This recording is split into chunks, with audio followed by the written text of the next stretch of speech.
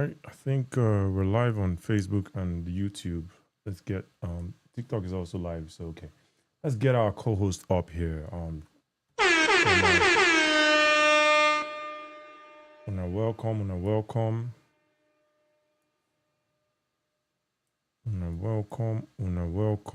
welcome. I'm getting better at it. Make I switch the layout. There we go. Told you guys, I'll get better at it. I tell you now they laugh. Nah, never get better. Anyway, Choma, thank you for joining. Brotherly. Good afternoon. I greet you. Welcome.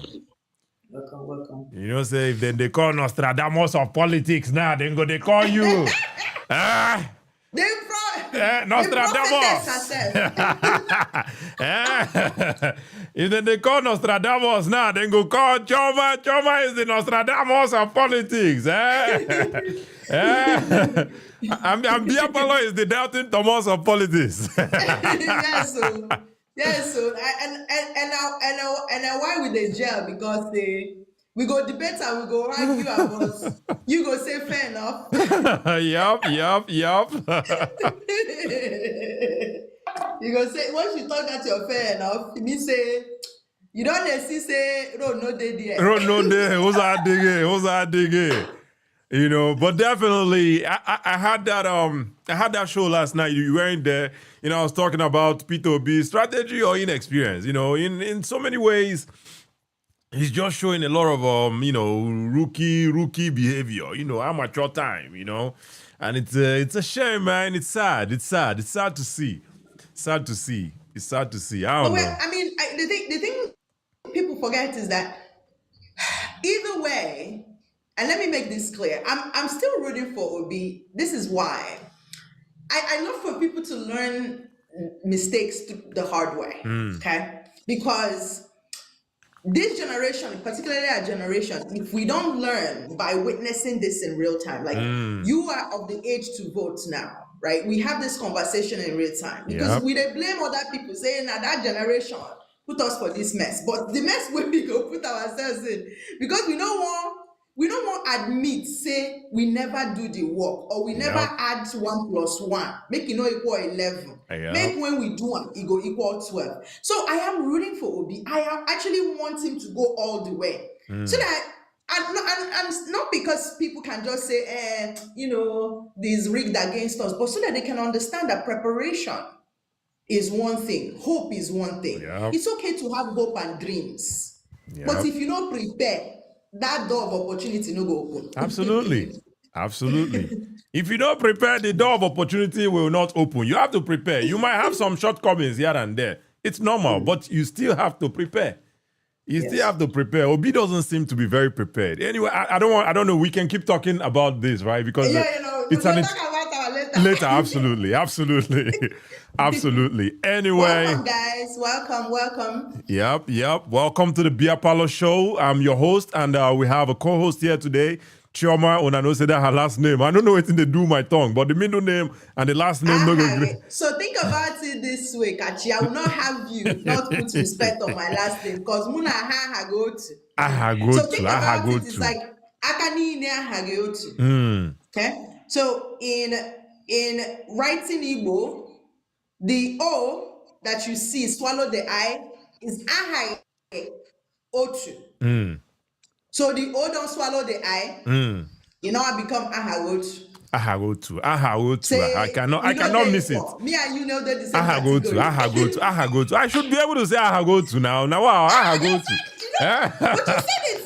Ahagotu. Now, absolutely. So I'm here with Chioma Ahagotu. You know, she's my she's the co-host for today. We know we've been hosting this show for 3 weeks now, and it's definitely been interesting. We've had a whole variety of feedback from different people, and I thank you guys for all the feedback we've gotten so far. We take all the feedback and we work on them to make the show better each and every time we come here.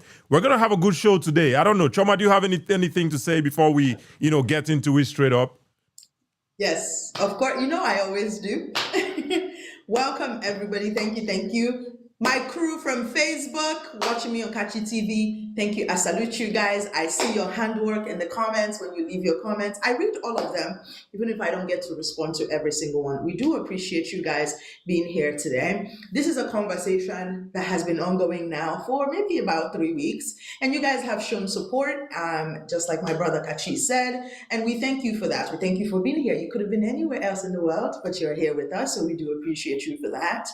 Today, please come with your facts, come with your questions, come with your debate. We want to have a very robust conversation. I have eaten, I have secured my stomach. So I am here for you. I have my water, I have my notepad, and I have my pen. I hope to be able to learn from you as well. I want you to be able to convince me and hopefully not confuse me by the end of this conversation of the topic. So welcome, welcome, welcome. Let's have a good conversation. Absolutely, absolutely. We will have a good conversation. And this one, an interesting one, obviously. Do Nigerians only hate terrorism? I hope that TikTok no go vex for us. They shout terrorism up and down. Should we use a code or be waiting? I guess we'll find out. Or maybe we use Niger accents, they code them. They could have anyone, but we'll find out. They call them Terror. Okay, anyone. TikTok, I beg. We are not here to condone it. I beg go TikTok. I see my hand. My hands are off. I come the name because I beg. Anyway, it's going to be a good conversation, because we've seen a lot of our Biafran brothers. Choma say make I know they call them Igbo brothers. We've seen a lot of them say, what of Boko Haram? What of Boko Haram? What of Gumi? I've been Gumi. What of Gumi? What of Iboho? What of this one? But hey, those people are what they are. But it doesn't remove the same thing, the same title from Nnamdi Kanu. It doesn't make him not to be one. He is, and that's why it's a legal fact. It's not an opinion. It's not an opinion. It's a legal fact that he is a convicted terrorist. Not be me talking. Now, I'm not short talking. And there are reasons why he became or why he is now in prison. For him inciting violence. Some people say, I think it was maybe, if not the last show, the last two shows. Someone came here and he's like, Choma, so what if I tell you to go and do this thing? Will you do it? That's not a very smart argument, That's not a very smart argument. When you're out there on like me and Choma Day here now, they talk, you know that we have people that listen to us, and you now start inciting them. I have 2 million people at my command. I can do and undo. I can do and undo. I will do this. I will do that. Anybody I say should leave, will leave. Anybody I say will buy, will buy. And then they convict you on those things and you start yelling and saying, crying wolf, that, they are doing this, they are doing that. I think it's very disingenuous. Disingenuous. But anyway, like I said, we're going to have a good show. If you have any, and for the most part, we like to talk to the people who disagree with these thoughts so that we'll have good conversations. It doesn't mean that we're not going to bring people who agree.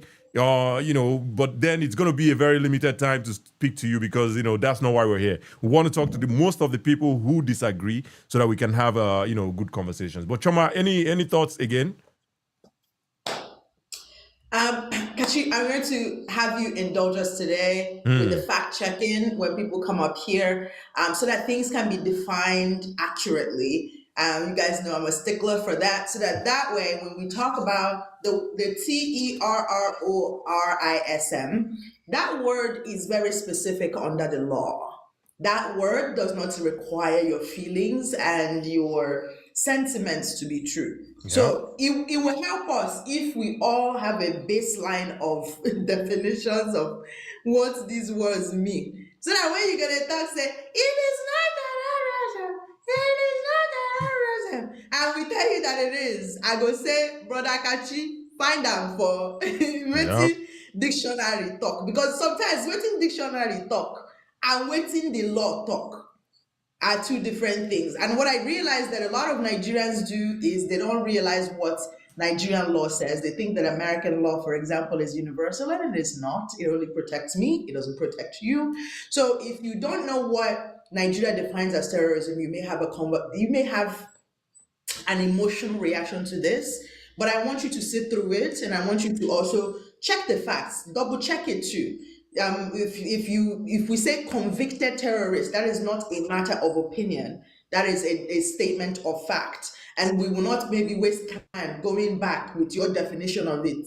The way you define it for yourself is not what we are going to be debating today. We'll be debating what the country that is Nigeria defines as terrorism, and so on and so forth. So as you come, I hope that you are blessed, but I hope that you bring your A game. We're not going to meet today because I promised my brother Kachi that I will be my best church behavior today because it is Sunday. I have decided to keep it holy. Manunu Mwamo. If you people take me there, I will finish it. So let's go.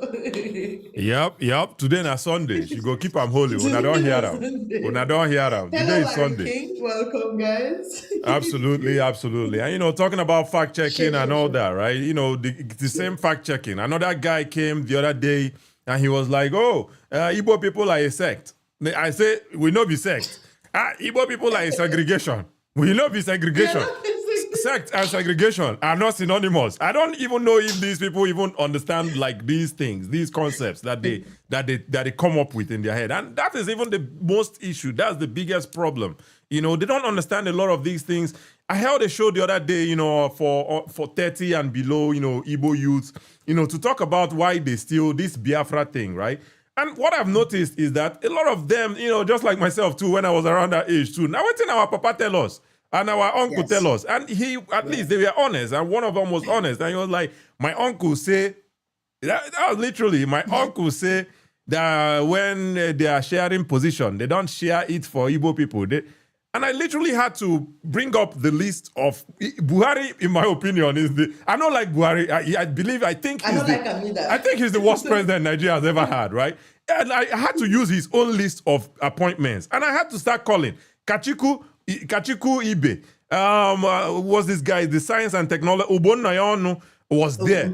I forget them now, but at least 4 or 5 Igbo people were in the cabinet. These ones are the ones who just the public first, though. We're not talking about the directors of other parastatals or agencies where we don't even know. These ones not just at least the ones where they for forefront, Ministries, even recently now that we're talking, Bianca Ojuku is now the foreign minister. She has been appointed the foreign minister. Right? So I don't know what it is that our people want when it comes, and it's mostly understanding. And when you don't understand these concepts, you just run away with emotions.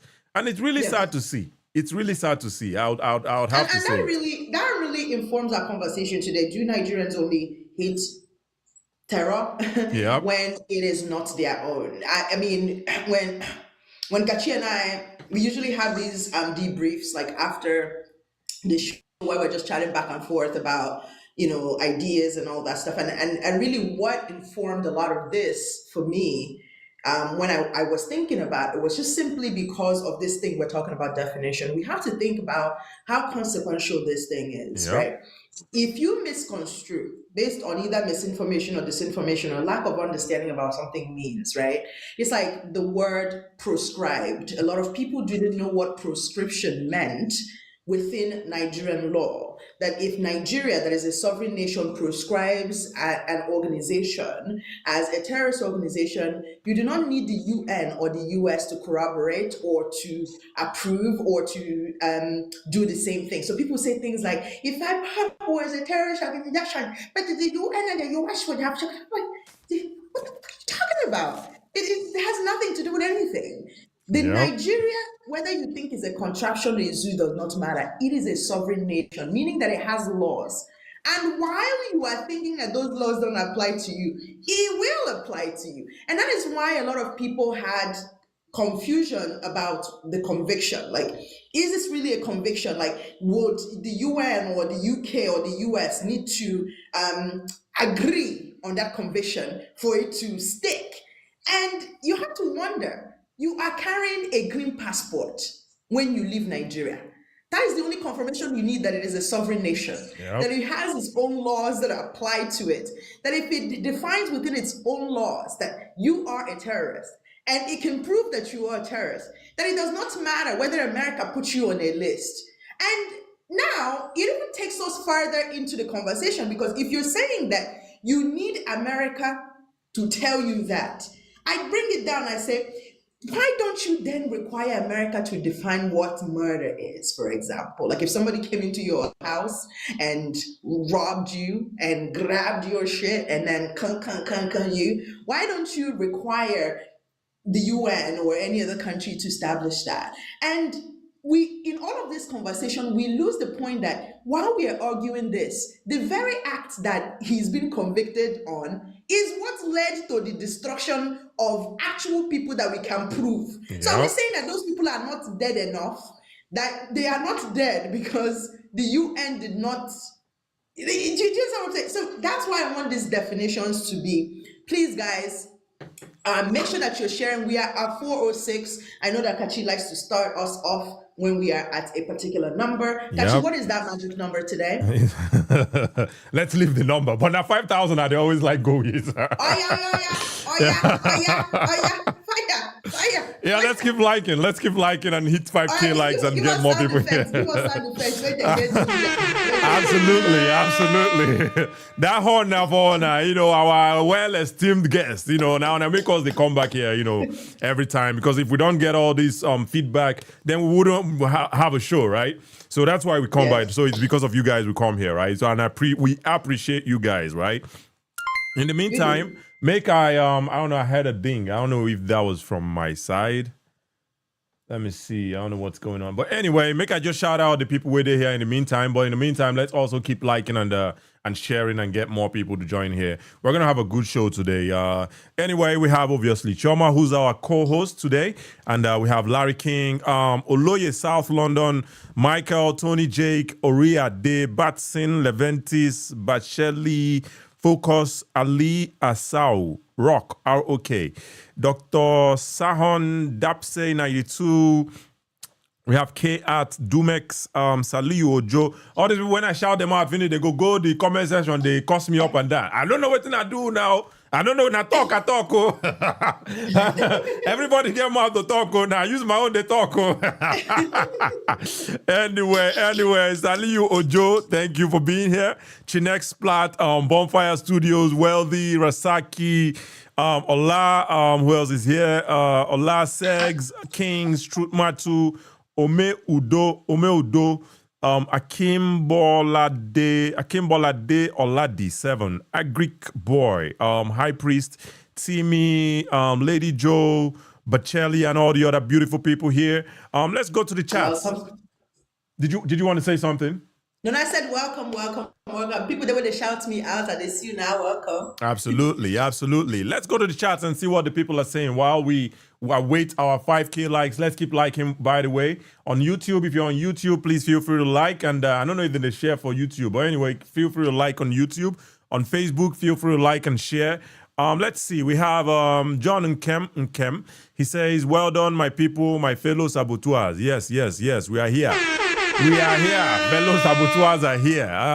Sunday Amoko, Chioma spitting facts. God forbid. No, you say they sound like God forbid. No, they said no, mind yourself. They said you're spitting facts. You're spitting facts. No. For no, they thought say they sound like they're supreme. I say God forbid. Oh, I see. Okay, that's from TikTok. Okay, we'll go get to the TikTok chat. Make we read Facebook on. Sunday Amoko is shouting you out to say you're spitting facts. Kevin Alabi says, where is our Odogu Ijele? Ijele, I don't know. Ijele. Shout out to Ijele.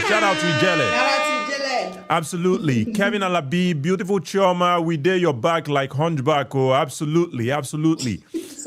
Absolutely. Usman S. Titilayo Apeke. He says, Kachi, it's been a while, but I always watch the episodes. You and Chioma are doing a great job. Thank you.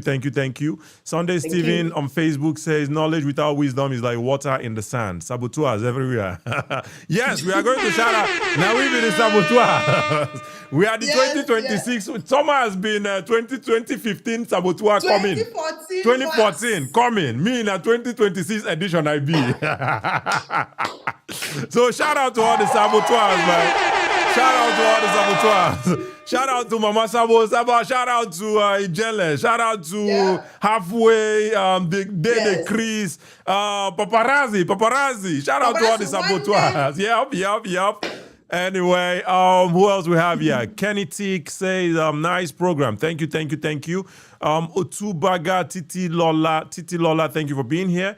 Sonny Ache, he says, I really appreciate you. Kachi TV, thank you, thank you, thank you.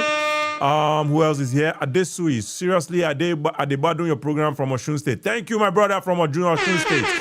Absolutely, absolutely. Max Njaka Obina says, Kachi and Trauma, well done. Oh, thank you, thank you, thank you. Bimpe Ajayi, I love you both. Thank you, we love you too. Sami Onuma Juru.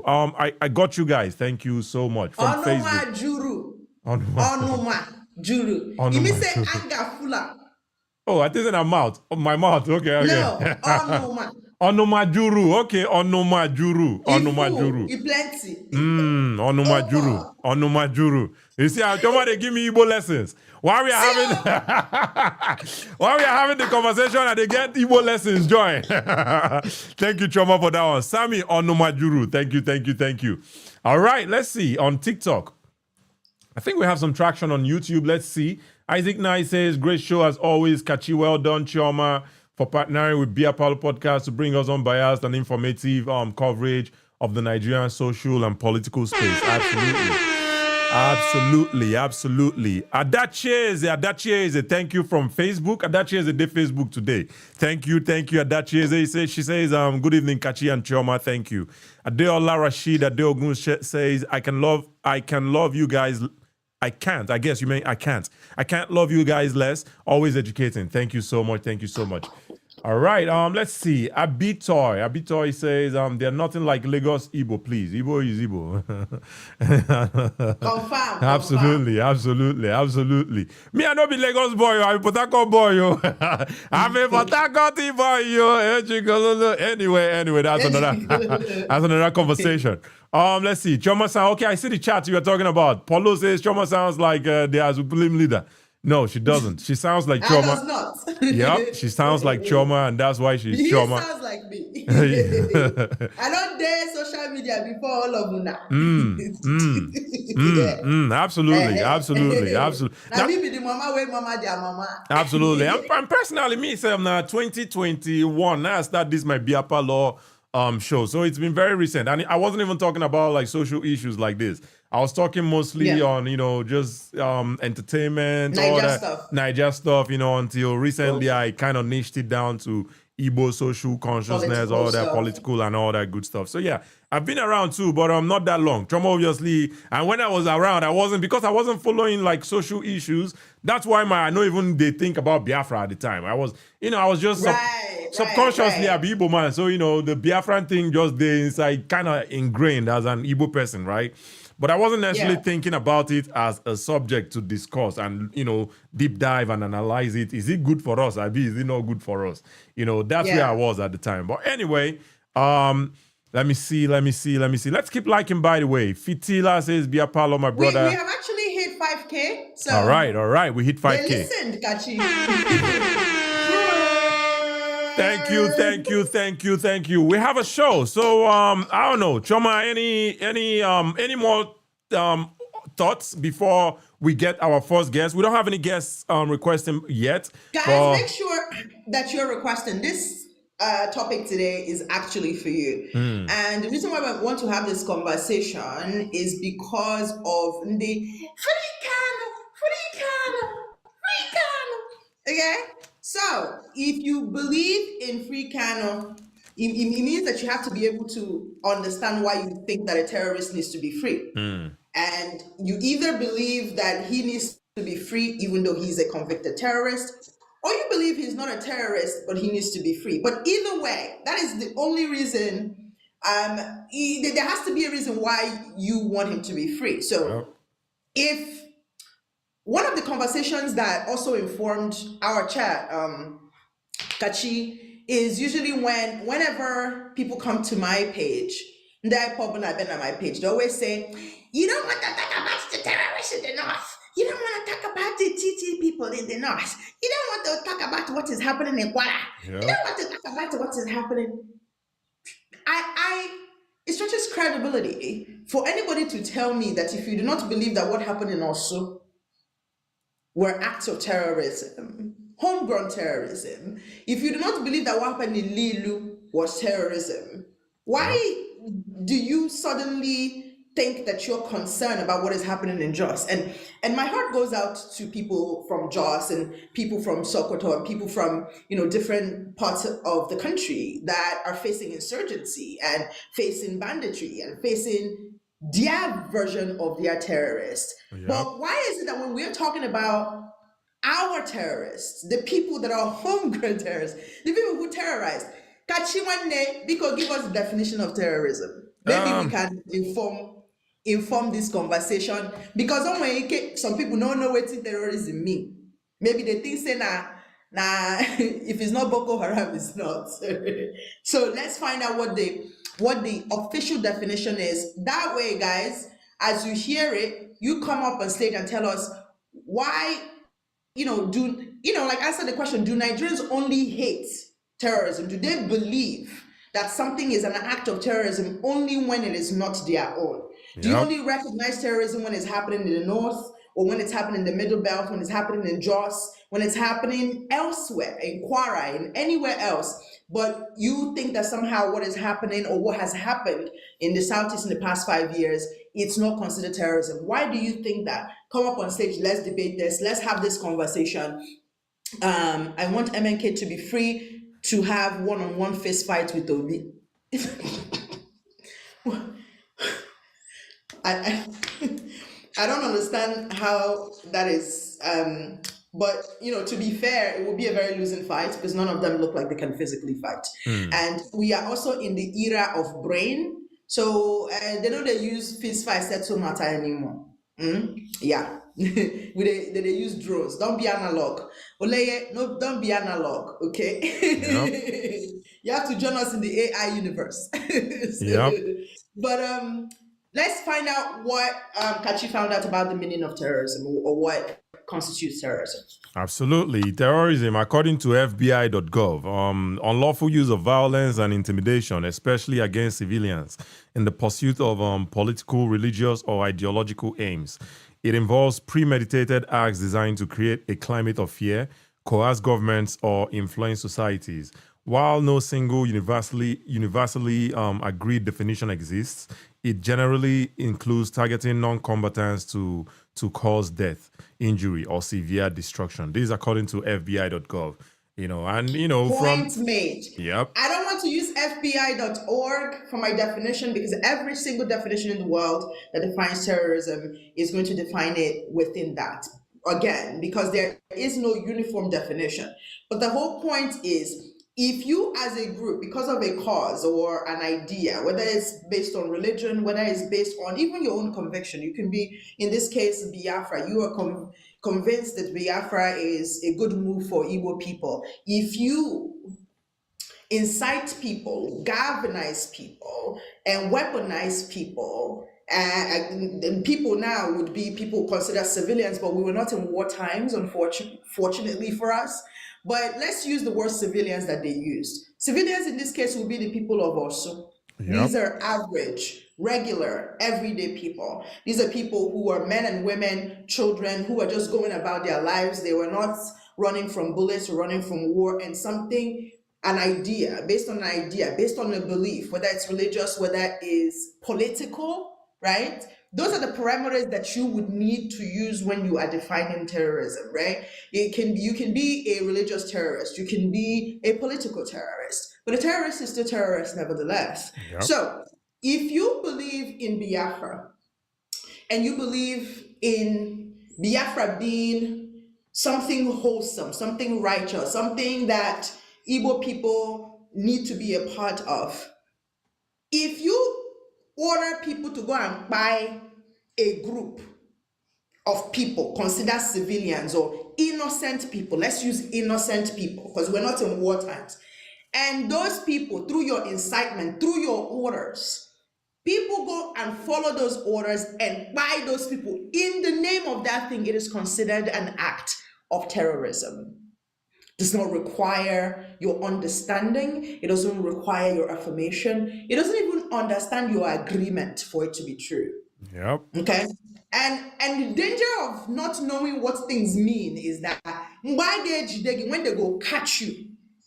And it did happen to a lot of, you know, IPOP people who were arrested, who were shouting because the UN did not proscribe Nigeria. Nigeria is a contraption. Nigeria expired in 2014. I cannot convict. Pia, pia, pia, pia, pia. Ask me where they are, Kachi. Some of They them have been are forgotten in dead. prison. Some of them have gone to Some prison. of them are dead. Some of them have been forgotten in prison. So Yep. you cannot say that something does not exist because you don't want it to exist. Yep. The same way that Nigeria exists and Biafra does not exist is the same way that if Nigeria proscribes an organization as a terrorist organization, the sovereign nation that Nigeria is going to be able to put judgment on a person based on you breaking those those things that it defines as, the laws that it defines under terrorism. So if you understand this, come up on stage. If you think we're wrong, like I want to be wrong today. I don't want to always be right. I don't get tired of always being right. But if you think that I am wrong in any way, please come. Let's break this down. You break it down to us. Make us understand. Because, Kachi, I'm thinking that maybe the reason why a lot of them are not coming up now is because this question needs sort of further layers for them to get it. If you believe that Kanu should be free as a convicted terrorist, you can also come up and speak from that perspective. It means that you do not believe he's a terrorist. So you will also be answering this question that the room has already posed. Absolutely. So don't feel intimidated. Don't think because, Shelter Sumubingo is on stage, you should not give you chance to guinea. I will give you chance. Okay? I will push back, but I will give you chance. So come up. Let's have this debate. You guys always say, come out on the stage. I will debate you. I will debate. I don't show. Guys, I don't show. For 3 weeks, you don't show. Let's do it. For 3 weeks, you don't show, and no one has been able to, stand the debate. They say if you can't stand the heat, you run away, right? You leave the kitchen alone. It's crazy, right? Because everything you said is just the talking points that people like Nnamdi Kanu, people like the Uche Mefo, that's what they told them. And the crazy part is these people knew the truth. They knew the exact truth, but they, willfully lied to their followers and supporters. Oh, if the UN has not proscribed a group, the group is not indeed proscribed. If the US has not proscribed a group, the group is indeed not proscribed. And these are all the talking points that these people run with. They don't even do their own research and say, this thing where they tell me not true. Not true. Not true. And you see, even educated people, educated Igbo people who are lecturers, professors in overseas, in the US, wherever, educated people, they stay and, feed into these lies and regurgitate these things that people like Nnamdi Kanu will no go school. I hear saying a dropout in B, Konton Baba for UK. Finish. People like him, because they speak English. And fun fact, every time they go to say, Kachi, you don't speak Igbo, you're not... The Ojuku way send, but the Ojuku way send our fathers them go war. There is literally no record of that man speaking Igbo. He don't speak Igbo. There is no record of him speaking Igbo. Also only spoke Igbo sparingly on those broadcasts. Sparingly, just like me, just like Asade Chukami. Maybe that is a sign that I'm the next supreme leader. Hey, God forbid. Anyway, hey, listen, man. But back to the topic. It's just the brainwashing and these things that people like Uche Mefo them and Nnamdi Kanu, the lies, the brainwashing. Nine didn't tell them, and these people they ran with it, died for nothing. Standing in front of the military they approach. We know how the Nigerian military then they operate. We know how they operate. You stand in front of them and you start. Forget the Nigerian military. Any military, as a matter of fact, in the world. Police, where they, if any day where you go don't decide say life you don't pack up say you don't want to do again. If you see American police car they move, throw stone. Carry something throw. Just you go hear what they train them to do. If you hear just throw something. React. And that reaction will not be with words. Nope. I can guarantee you that. Nope. F around and find out.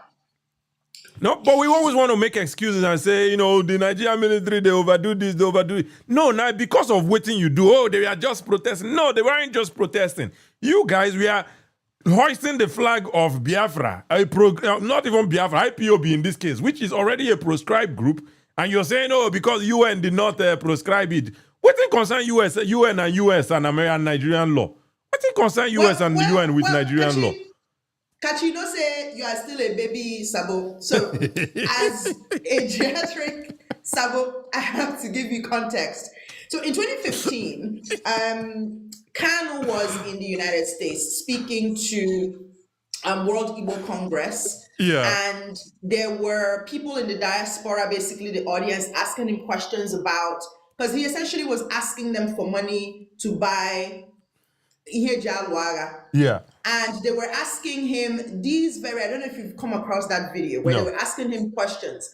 And I remember this really, really brilliant woman who asked him, like, we're not in a time of war. So what then happens if, you know, because you're saying we need to buy weapons. So by you saying we need to buy weapons to engage, it means you have intention and motive now to engage. It will no longer be seen as a self-defense type of situation. Yep. So, you know, what do you then say for India when the thing happens? He says, nobody can, you know, touch you, and nobody can. And in that same year, he was arrested for, you know, incitement and constituting an illegal society. Why? Because what you feel and what you believe and what the law says are oftentimes very, very different things. Mr. NSPN is on stage. Welcome to the stage. What is your name and where are you from? My name is Shola Olukiri and I'm from Nigeria. Your name is what? Your name is what? Shola Olukiri. Shola, all right, Mr. Shola. Thank you for joining. Shola Olukiri, and I'm calling from Nigeria, Lagos State. Okay. Currently, we are at night. I don't know what time it is over there. I was actually scrolling, then I saw the stream. Then the topic of the stream goes like, do Nigeria only hate terrorism when it comes to their own? And I took my time for like probably 2 or 3 minutes to listen to what Madam Choma was saying, and the Beer Parlor podcast. I don't know the name. I'm very sorry. And I listened to everything for like 3 minutes. So I was really, really indulged in actually getting involved because I'm really worried about my country. I'm a real nationalist. I am a real patriotic when it comes to affairs of state. So, to my own opinion, I believe Nnamdi Kanu had actually done the wrong thing. As you all have said, he didn't plan it well. He didn't plan it well. You see, the country called Nigeria is a mistake of 1914. Nigeria is a mistake of 1914 because, you see, we don't share the same norms, the same culture, the same characteristics, and enough differences between us and the North. You see, the 1914 amalgamation can actually be used to bring about patriotism in the nation. But looking at the decay of the Nigerian system, I don't think bringing about breaking the country would actually work militarily the way Nnamdi Kanu wanted it to be. I don't think you understand what I'm saying, Madam Chioma. She never talk anything now.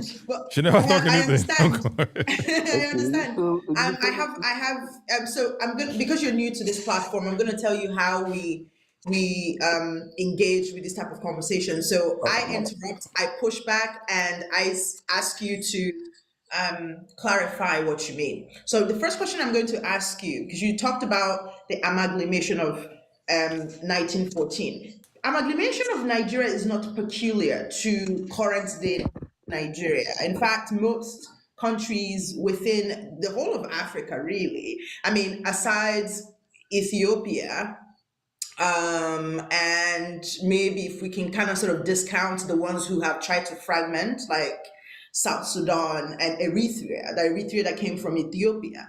But if we're talking about the way that Nigeria was amalgamated, it was not a unique phenomenon. At the time when Nigeria was amalgamated, other countries were amalgamated. In fact, that is why most African countries have independence year, because essentially that's when they self-determined to get their independence from whoever colonized them at the time. So you mentioned Nigeria as if it's a unique situation. Ghana, one of our neighbors, was amalgamated. In fact, they do have a north. They have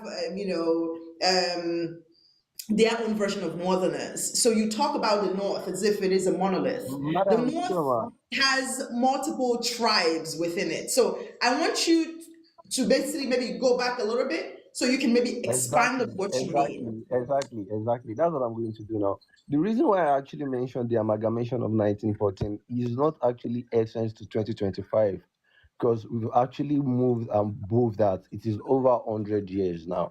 But what I'm actually pinpointing at is that, do you still believe that the unity in this country as a Nigeria, like the name called Nigeria, like you said, other African countries were actually amalgamated. But to my own thought, Nigeria is the only African country, or probably the only country in the world, that has over 365 ethnic groups. Am I right, Mrs. Choma? Yeah, so Nigeria has about 200 plus. I don't think we've gotten to It's 300, over. but it's still neither here nor there.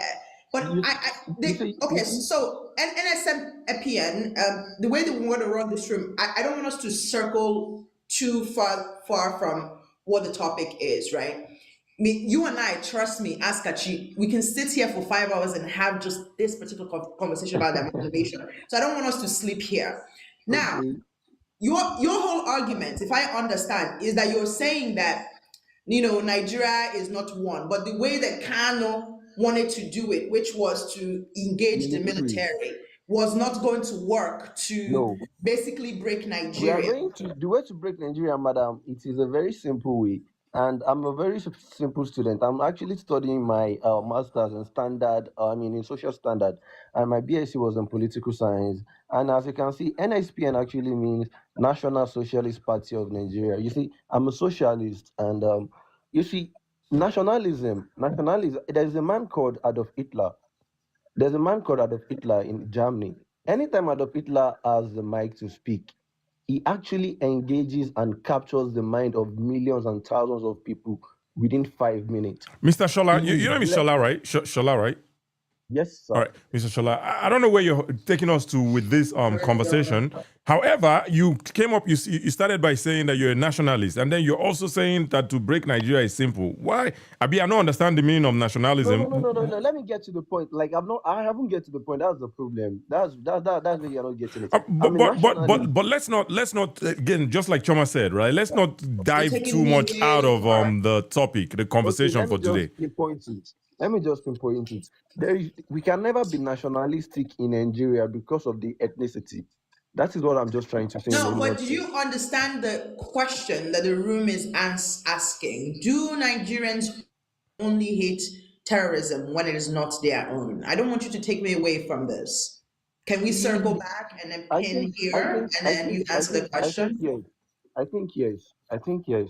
I think Okay, yes. so why do you think that is? Just basically just respond to Because the room. back to 2014, when the Chipog kidnapping happened, the way we Southwesterners reacted wasn't the way it should have actually been, because it wasn't our own problem as at the time. We didn't actually felt any damage, so we didn't care. So it wasn't something serious. I can actually remember when I was still living with my parents that my dad said it is only going to be meant for North, and gradually it is actually spreading down to southwest. That is what I'm actually saying, that it is actually when it is affecting your own ethnic group, that is when it is going to actually bring up arms. For example, now first in the southeast, which is the Igbo land, I don't think the Fulanis are actually committing atrocities the way they are committing in the mid belt and in the southwest, and they can't even go to the south to commit such atrocities. So you see, the main reason for this whole thing, and the whole how do I put it, hypocrisy, is that the government itself is actually involved, Mm. and and we the citizen are just like the machinery that they are using. You see, they are actually using us for no reason The president actually made a statement, I think a while ago. He said they are using insecurity to actually sabotage his election in 2020, 2027. And the question is the president not powerful enough to actually To look stop the into sabotage. those actually sponsoring the terrorism. You understand what I'm trying to say? Yeah. America has actually more than two times said they are going to assist us, and at the same time, secrets are always leaking and leaking and leaking and leaking and leaking and leaking. So the reason why I'm actually seem like I'm diverting from the whole conversation, because my own strong opinion, my own strong ideology, and my own strong thing that I stand on firmly, like a Christian will stand in his Bible, is that I need this country to be actually broken, or we should actually return to socialism. I mean, we should actually return to regionalism. And second of all, Mr. Shola, 1 second. Let me pause you there, right? Again, I've asked you the question. You say you're a nationalist. What does nationalism mean? And we're just going to end this conversation with this line of thought. A nationalist is someone that actually believes and actually engaged in its own country personally and loves his own country personally and puts his country first above all. What country are you from? Definitely, you heard my name, Shola. Let me make sure now. Make I did sure now. I'm a Yoruba man. No, what country are you from? What country are you from? I'm from Nigeria. I'm not. I'm when I'm saying I'm nationalistic, I'm not national. All right, you see the disconnect that we are having here, right? A Nigerian man is talking about being a nationalist, and in the same vein, he's still talking about that the country should be broken. I think he means he's a nationalist in terms of Yoruba nationalism. That's not the word. That's what. Let me tell you. What's taking us away from here, because you started off with. We asked you where you're from. You said you're Nigeria. Speaking from Lagos, I believe. So, and you now said you're a nationalist. So in our heads, we're like, if you're talking about nationalists, we're talking about Nigeria stuff, you mean Nigeria. But then you're taking us where we know no. But thank you, NSPN. I think that you have kind of answered this question by saying, using the Chibok example, I wish you started there. I think that it led us exactly where we needed you to be, which is essentially, you get something where Igbo people, they talk, say, when they carry another person dead body, it look like firewood from a distance. Yep. Right? So if you see that dead body from far away, they look you like saying a firewood other people carry until now your own dead body you go carry, you go call no say that thing will resemble firewood that year, no be so. So the Chibok example, I think, is a perfect example. Thank you, NSPN, for joining the stage. We hope to see you another time as you join conversation. We have Mr. Oruma Hussein joining us. Let us know where you are from and what you think about the topic. Do Nigerians only hate terrorism when it is not their own? Absolutely. Yeah, thank you so much. Mr. Oruma, just give me 1 second. Let me just address Mr. Shola, before we come back to you. Yeah. And thank you for joining, by the way. I'll address this by, there's a Dave Chappelle. Everybody knows, most people know Dave Chappelle, right? He's from Ohio, or he lives in Ohio right now, right? He said something like this, right? That the town he currently lives in, he's bought pretty much every property in the town, right? Just because he can, right? And he was like, if he was a white person and did that, the black people there would say, "Oh, you're gentrifying us, right? Or you're gentrification." But because he's a black person and he's doing this, there is no word for it. So he's getting away with whatever he's doing, right? That's supposed to be a joke. I don't know if it's funny to now, but anyway. That's a perfect example. That's a perfect example of what this guy is doing here. This is not nationalism. I don't know what that word is, but stop using nationalism. You're Nigerian. It for himself. You're Nigerian, and you're talking about. I don't know if the word exists. Please tell us, but don't be confusing yourself by saying you're a nationalist. If you're a nationalist, you're Nigerian. Be a nationalist or Nigeria, not Yoruba. Yoruba is not a country. Or even you could even say I'm a Yoruba nationalist. Then we can contextually know say you will talk about Yoruba nation, even though it doesn't. You know what I mean? Or you say you're Igbo nationalist, you go say okay, maybe you want to talk about Biafra or something, but you can't confuse us. Tell us say you be nationalist because they said you won't break Nigeria, you be nationalist. Which kind of nationalist you be, my brother? Now when my face just changed, I said, "Wait till this guy they carry me, they go where I don't know." Yo, unbelievable, man. Unbelievable. But thank you, Mr. Shola NSPN, for joining. You need to get your words right, man. But anyway, I had to give that. You know, so when I don't say my jokes, they're always dry. Even though from the original person, they did funny. But when Kachi talk, you know, they did funny again. Anyway, Mr. Oruma, I apologize for that, and thank you for your patience. If you want to unmute yourself, let's talk about this. Mr. Oruma, are you there? Make a help him unmute himself. Are you there, Mr. Oruma? Or Oruma? All right, there Hello. you go. Yeah. Oh, Yeah, go ahead. okay. We can hear you. Okay. Thank you so much. The Beer Parlor podcast and Ms. Choma, thank you so much for giving me this opportunity to talk to us. And I would like to be brief. I am a Nigerian. I am living in Romania. And scrolling through, I come across this and I look at the topic tonight, which is so captivating. Honestly, this topic, just as the last person that spoke to us, Mr. Chola said, I would like to categorically put it this way that I am not criticizing him neither, but this topic shouldn't be a classroom topic. It's not for people that were still in the classroom. How do you mean? What do you mean by classroom topic? Yeah, this is not an academic discussion. Okay. I think I see. So, I see what he's saying. Like, this is not for you to come and test out your theories that you learned in school. Like, it's a very simple. Exactly. Thank you for understanding me. Okay.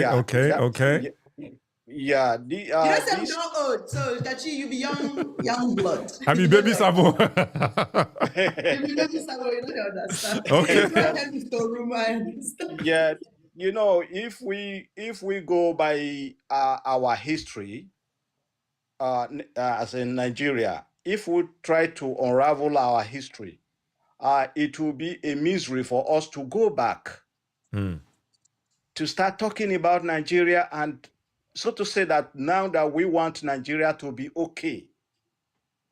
I witnessed terrorism. I was in the center of real terrorism, what you know as Boko Haram today. It started in my presence, and I was in it before I left Nigeria in 2019. And I want to tell everybody that war is not, or crisis is not something that anybody will pray to witness in life. Yep. For people coming to tell us, just like an adage that Choma has used, almost a tool, so to say, or adage, I will tell you, our people do say too that if a fire is burning in another person's house, you will be using it to sink. There is a way you say that as if you are praising it. But if it is on your own roof, you will be shouting, fire, fire, fire. You look for help. That is when you know the real meaning of fire. So, actually, I am telling you, with your own submissions to two of you guys, to your analysis, you are the real nationalists. Because I knew from your name. Thank you. That you guys are from the east. I am from the northern part of Nigeria. Oh, thank you.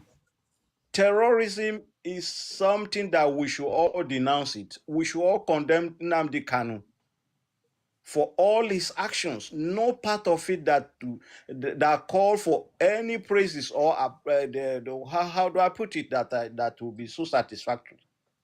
So it is a bad thing. And there is no name that you give to a horse that is not an animal. I like that one. I go use that one. So we should all know that anybody that is coming to talk about terrorism in Nigeria, we shouldn't blame in our unity, tribalism, or what. Our politicians, they dine and wine together. They stay together. These people that causes all this problem, they eat together. There is intermarriage. When the Yoruba man come to the north to marry, they don't talk about tribe. They don't talk about religion. Now we'll put it and talk about that. I apologize. I'm Exactly. sorry. I'm sorry. Right. They talk No, about you are right. They talk about all those things. They talk about how to protect their wealth. Yeah. So these are some of those things we should learn about. And when someone tell me that, oh, because we have many tribes, many dialects, different type of different sections. When you go to India, how many languages do they have? How many tribes do they have? They have a lot How of many tribes. tribes do they have? In China today, how many tribes do they have?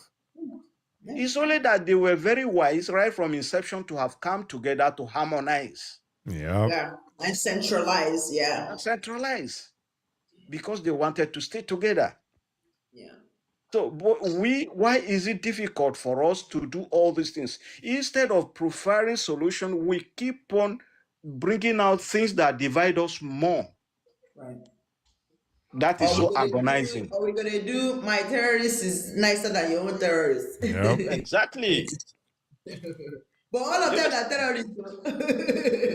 Yep. No, And thank you, but Mr. Oruma, for sharing that. Yeah. Anybody by virtue of supporting crisis in Nigeria, you as well a terrorist. Yep. By either omission or commission. Yes. So that Absolutely. is it. Absolutely. Absolutely. And whether it's happening because thank you, Mr. Oruma. In fact, when we were having this conversation, it was very important for people that witnessed these crises from different perspectives for us to have a well-rounded conversation, because I can only speak to the Southeast because, again, the only North that I have gone to is Abuja, and I have a lot of friends from Kanu, but I've yet to visit. It's also very important that you speak on this, because a lot of people from the South, particularly the Southeast, think almost as if the North is a monolith, like it's one people, like how because of how homogenous the Southeast is, where everybody in the Southeast be Igbo person, right? There's an assumption that when you're thinking about Boko Haram and you think about the North and you think Boko Haram, and you don't think about all the other tribes, all the all the other tribes that are not even from the major, that are not Hausa, that are not Fulani, that are not Kanuri. Exactly. They are like in one state in the North, as I've been studying and asking questions and all of that. We can have 5 tribes, 6 ethnic groups in just one LGA or something. And because you think that what is happening in the North is happening so far away, when it started happening in the Southeast, and because the players spoke your language, looked like you, it didn't seem like it was terrorism. Even when you were saying it's homegrown terrorism. And that's why we needed to first of all, define what terrorism is, because if you don't recognize your own people as people who are capable of that, that is why you are doing this sort of performative care. If they buy person in jobs, you go say, they come, they whatever. But when they buy 100 people, they buy thousands. Okay. The Biafra agitation has led to the death of thousands, right? It's led to the disruption of the Southeast economy, a homogeneous, region where they say the money where we lose now, our money, now Southeast money. Yep. But people want the definition of terrorism to change simply because the players are not the usual suspects in the context of what we consider to be, and therein lies the problem. And it goes to what you're saying about, that's why you only notice the things that divide, right? Because you feel that only those people's version is fire. What they happen here is internal family problem. And when that family problem go now erupt into a volcano, you go, they claim say, no be fire, na spark. Because the suspects the people you have imagined in your head, the boogeyman, like we would say in America, like the boogeyman that you're expecting to have like fangs and come from like under the bed or come from like the closets and stuff. is somebody you now recognize, then what is that? Is that still the boogeyman? Is that still the terrorist? And I think that's where that challenge is. Because even when people talk about what happened in Jos, we know, like, I put people, one of their things was this sort of imminent threats that Northerners were coming, the North was coming, all Northerners must go, but you are in the North. Exactly. Yeah.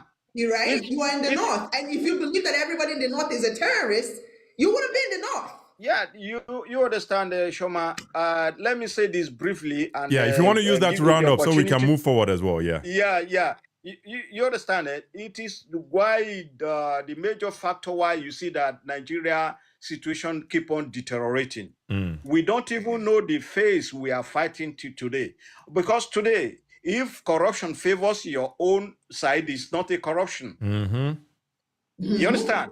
If it doesn't favor you, that is when you recognize that there is corruption. Yep. You look at our leaders. We keep on recycling the same set of people.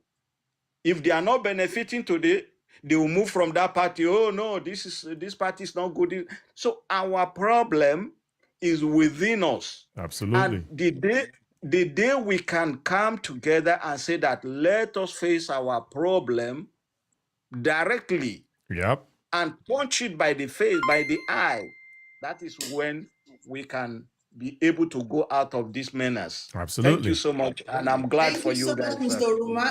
Thank you, Mr. Oruma. Thank you so much. Appreciate it. Bye-bye. Thank you. Thank you. Bye-bye. And that's why I see the people who came from Facebook. I appreciate you guys. We're going to get to you guys in a moment. Apostle, Engineer Ike, and Mr. Benga. We're going to get to you guys in a moment, but just give me 1 second here. That's why I had the picture of Nnamdi Kanu, because he's a convicted terrorist, right? And then the Boko Haram terrorist, obviously that one is faceless because there is no specific face of Boko Haram right now. The one where we know before now, check out. They don't buy in clone, buy the clone of in clone, buy the clone. So we don't have any specific face of that one. So it's just the stereotype of what a terrorist is supposed to look like in the average Igbo man's eyes. I was talking to Daking Sam the other day, and he was like, when I asked him a question about, okay, what of Boko Haram? He's like, that one a normal terrorist now. And then I asked him, what of Nnamdi Kanu? And he kind of hesitated for a little bit, and I'm like, oh, so he's just a common criminal, right? He's just a common criminal, Right. But it's just a stereotype. That's why I put it there. He is a convicted terrorist. There is no terrorist, no get one face, or one religion, or one village. No. If you do something where, if you buy person, you're a murderer. Not necessarily murderer, but homicide there, all those. Yes, there's different degrees to it. Yes, thank you. The only thing that can change is the degree, right? Degree, just like correct. If you murder somebody, there can be first degree, second degree. Yeah. So what really determines if you look at the charges, and at some point we're going to sort of fact check when we concentrate on cannabis. I think we need to deep dive and use that case as a case study. When you look at the charges and the 7 charges, the things that constituted terrorism were defined within what terrorism was, which was what now informed the judgment. Yep. So if you don't think about it from that angle, you don't even know convicted means it is not in question. Don't think about it from that angle. Sorry about that, Choma. Oh, no, it's okay. So conviction means the person is already convicted. They're not standing trial. So it means that it doesn't then matter whether you consider them that or not.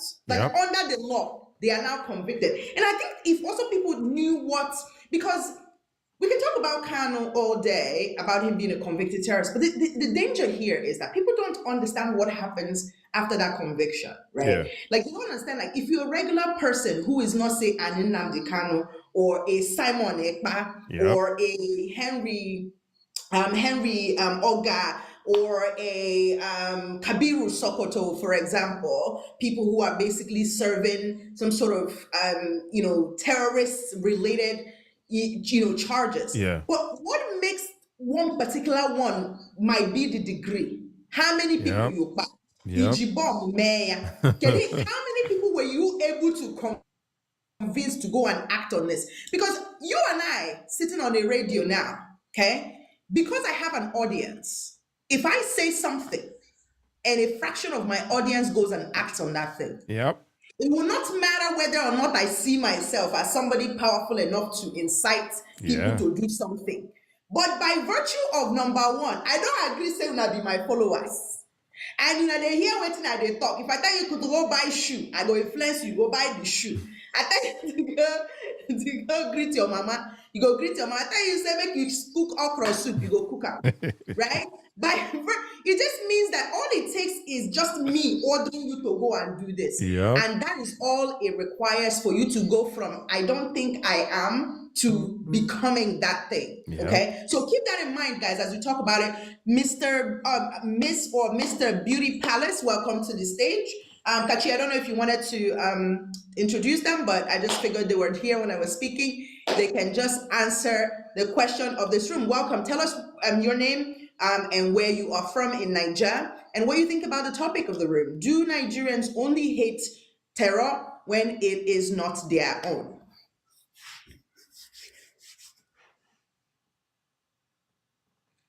That your question is a little bit biased. Okay. Why do you think it's biased? Let it be very clear. Thank you. When you use your mouth and called a freedom fighter a terrorist, I ask myself just one question. Are you speaking out of jealousy, or All right. you are speaking Beauty, please, because 1 second before we continue. One Can you second. allow me to speak? All right, I'm going to ask you to Can you once. allow me I'm to going to speak? ask you again one more time. Just 1 second. What's your name? Yeah. Come again? What's your name? My name is Kevin. Kevin. Where are you calling from? Yeah. I'm calling from Paris. All right. Kevin from Paris. All right. You said it's, and we So don't. can I speak now? Hear me out. Don't be sarcastic. We're not here to have any type of banter or aggravated kind of argument, right? We want to have a kind of a very structured argument. You can disagree with us. That's your right. Because if I had you speaking, huh? Is your network slow, or you go wait? Make I talk finish before you continue to You're talk. not hearing me very clear. All right. I said I hear what you said. Mr. Kevin, I I'm want to, replying based on Mr. what I Kevin, heard from Mr. Kevin, I want to have this conversation. We want to have this conversation with you, but you just need to calm down small so that we'll go get the conversation and have it very well, right? All right, let's start afresh. You said you think the topic is biased. Why do you think it's biased? Because only for you to put a picture of Nnamdi Kanu with the Fulani terrorist is it's an insult. Okay, it can be an People insult that though. know what freedom fighter. Can you allow me to talk? All right, please, Mr. Kevin, It's all about. Mr. Kevin, I'll mute you now so that I'll go address this thing. Stop telling me to allow you to talk. I may not, but if I want to interject, if we want to interject, we will interject. So it's not a matter of, this is our show. You came to our show. You don't come here and try to run the show. Do you understand that? So if you come, you have to follow it how we want to run it. Don't come here and start ordering us around. Oh, allow me to talk. Don't do that. You're not talking to your child or any of that sort of thing. Talk to us respectfully. We're going to talk. At the same time, when I'm speaking, you are blocking me. So there's no way I can express myself. All right. Why you move them? I don't already my. I don't want to make you start that. I know the delay. I don't want trauma. I don't want to get trauma. Aggravated. I don't want any issues here. I know that you don't do gymnastics for this guy. Pardon me, trauma. I don't want you to. I don't want me to get upset. I fuck up last time. I allowed these people to keep going, and I don't even stretch my knuckle. I don't even interject. I say, make Kachi just do his own. I just wanted to ask him to define freedom fighter for us, because if you believe, because there's a very thin line between somebody else's freedom fighter and another person's terrorist. But in this context, I was stretching, because you know me, that 145 pages, if I don't know 100, nothing you won't tell me. Absolutely. I want to read all of the charges one by one. I want to stretch. I don't stretch by bounce, by jaw. Yeah. But the way he was going. Beauty Palace, come up if you want to engage me. He's requesting, and I see him. But he can come up later when he will. learn the rules. He needs to calm down. He needs to cool off. Yes, calm down. Here's the thing. That thing that you not do with Kano, don't do it with me. Don't play with me. But I have promised Drama you not guys. be only you now. What do me now? I make it do it with me now. They need to respect my old age. Yep. You know they're gonna think that you be youngin, okay? I ain't your mama, okay? But okay, so here's the thing. You guys are in a room, Dear Palo podcast, there are rules to it. In fact, you are actually making the point that if you believe that you're not a terrorist and you go and commit terrorist acts, it doesn't matter if you think that you are that thing.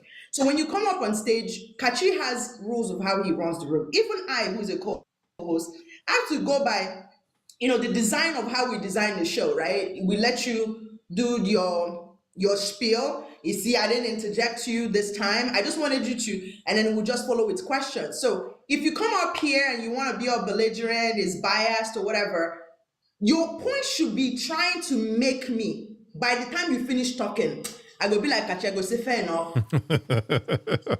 And you're right. That's really what because I mean, as brilliant as I am, I love when I can be challenged and we can have the conversation and I can be like, oh shit, like this person taught me something. Like I just learned an adage from the guy that left the stage. I say, I'll go use them anyway when you see horse, you go call an animal, you go call her. I don't think about how I go use them. So when you come up on stage, like I don't care how you feel about us as a person, okay? Or as people, but we are talking about a convicted terrorist now. That is the only baseline of truth that matters. Yeah. But if you think he is a freedom fighter, your definition of freedom fighting, then the burden is on you to prove that to us. Not be us go write freedom fighter for you when we don't believe, when the law does not believe that he's a freedom fighter. Yep. We can't do that. Mr. Apostle Ike is here. So maybe we'll circle back to that when he does his own submission. Welcome, Mr. Apostle. And I don't know if this is a title, a religious title, or if it's your name, but welcome to the stage. Welcome to the Dear Palo podcast. You already know what the topic of the room is. I think that you followed us from Facebook, so welcome. Just tell us where you are from, and then just basically just answer the question of the room. Thank you. Good evening, Chioma. Good evening, the host. Good evening. I'm your fan from Facebook, a Prince Willikeshu from Facebook. I'm a Nigerian. Thank you. I'm a Nigerian joining from Manchester. Welcome. Right. Why I'm interested in this conversation is because I was a victim of the first person on the poster. So truly, Nigerians generally define terrorism by who is involved. And that is what is destroying the country. Sadly. Why I left Nigeria is because in 2022, as a road safety officer, I led my team in Anambra. We went to rescue accident victims because I don't stay on the road. We went to rescue accident victims. We got a call that some people had accidents. And we were on our way from that Anambra, Imo State, through Oga, Ifite Junction. The children, the people, that was when Kano asked them to bury Ikonso with 2,000 heads. I led a team of 5 Igbo sons. One of them just got married like 3 months and the wife was pregnant. All of us were Igbos. ESN stopped us, opened fire on us, buried all my men, and left me in the pool of my blood with 9 bullet wounds. Man, I'm so sorry to hear that, man. God just had mercy on me. So sorry to hear that. I spent a year and 6 months in Nnamdi, that is Odumegwu Ojukwu Teaching Hospital, Lock Camp. The story is there. The governor knows about it.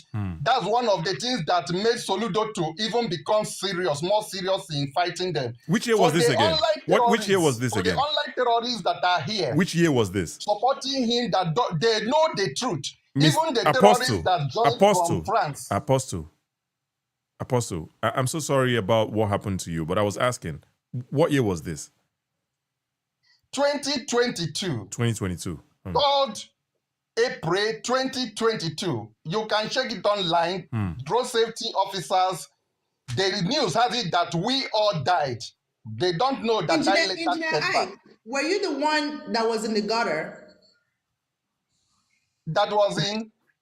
Like, were you the one that you were laying down after the Abaragebe in on a gutter? In on a gutter with my driver order. The one, a picture, yeah, the one that was on this thing, on news, all news people carried was me. That was lying. The one that they said that all of them died. Story. I'm not going to go. I'm in a follow me on Facebook. I'm not telling my but I just didn't connect. Yes, I follow you on Facebook. I share some of your posts too, and even Kachi's posts. Do you know why this thing happened? It's not 2020 or 2022, right? Because that's Ishi Gonso. Onye that order before Jide Agawete and 2021 ending now. So ele months here in 2022. 3rd April 2022. Okay. They were still hunting as at that time, counting scores. Because we were hearing their news, they would say, Ebutago this number, offer this number. Hana radio Biafra, Hana say 1, 2. I'm not catch you all the time that they were counting online. Yeah. Bro, that's how they to actually that's how they buyed 4 Igbo young sons. They first of all held me in China, actually them hostage because I was the team leader. Yana Gwambo, Lenugi that look at you, how gallant you are. Instead of to come and join us to fight for freedom, you are serving the zoo. Right. Before one of them opened fire, shot me, other they joined. That's how 9 good bullets is on records at Megwojugu Teaching Hospital. They say it's miracle because I was taken to the mortuary 3 good times. Right. And when they want to start the embalmment, something will happen and I will come back. Right. And 3 good times I was in the mortuary. Before the doctor now said, leave this one, he doesn't want to die. I was in coma for 28 days. Everything is on record. It's not something that is something that someone can go to, even those that are defending him can go to Odumegwu Teaching Hospital and ask. You can get it. It's on record. There's a book written about that by the chief surgeon of the hospital. Yeah. Right. Man, I'm so sorry to hear about this, man. Do you know my pain? My pain over this discussion is that even people from my village, some people, do you know what they called it? Casualty of war. What village are you from? Where are you? I'm from Ebonyi State. Ebonyi State. Africa, to be precise. Somebody from my village, when I posted the anniversary this 3rd of April, that I posted like, this is what Biafra looks like. I posted remembering my colleagues that died and the rest of them. Yeah. Somebody came to my inbox to tell me that I was just a victim or casualty of war, that nothing good comes easy. Yeah. That for us to achieve what we want, some people will die, some people will live. That is a pity that I was a victim. Yeah. This is really sad. I just asked him a question. And guess what? This is somebody that is in London here. He's in UK here for several years. I told him, okay, if the contribution you're sending back home for them to buy weapons and fight the zoo, and it happened that it was your own younger brother or your family member that became this victim or casualty of war, will you be bold enough to make this same statement? Yeah. Exactly. And he said that everybody is sympathizing with you. What I want to tell you is that you should stop talking about Biafra. I told him there's nothing like Biafra. Biafra has been a Biafra from day one. Yeah, sadly. From Ojukwu to the person talking about it now, It has been fraud. Yeah. I have And to just you are a direct victim. When I talk about survivors, I usually oftentimes don't include myself because I feel like when we, one of the reasons why our people tend to not believe stuff is because they think that the victims are other people. Okay, you survived. I didn't have bullets in my body. Yep. Kanu gave the order to buy me, and they set the house I was on fire. So there's no person who comes to me and say that they survived this stuff that immediately it's almost like and I'm a gangster, but my eyes well out because I just can't imagine. It will have to be what I was thinking in my head that you would have been thinking in your head of like get knowing he mere ni ageji gbuo ndị ụmụnne gị ma ndị claim na ha ndị Igbo ka gị aka obi si na ha ga-egbu gị in the name of Biafra. Biafra. Do you understand what I'm saying? Like, and Tachi, I'm having a very visceral reaction to this. Yeah. And Apostle, thank you so much for having the courage to say this. I'm going to connect with you a little bit because we're working on a long-range documentary at this point about sort of documenting not just the victims who died, but didn't get into because. For somebody like you to be speaking and somebody will not come and tell you that it's casualty of war, what your team is here. If you believe that it's what you should have given yourself. Like our people have forgotten that they are real victims who just nearly escaped death in the name of this Biafra.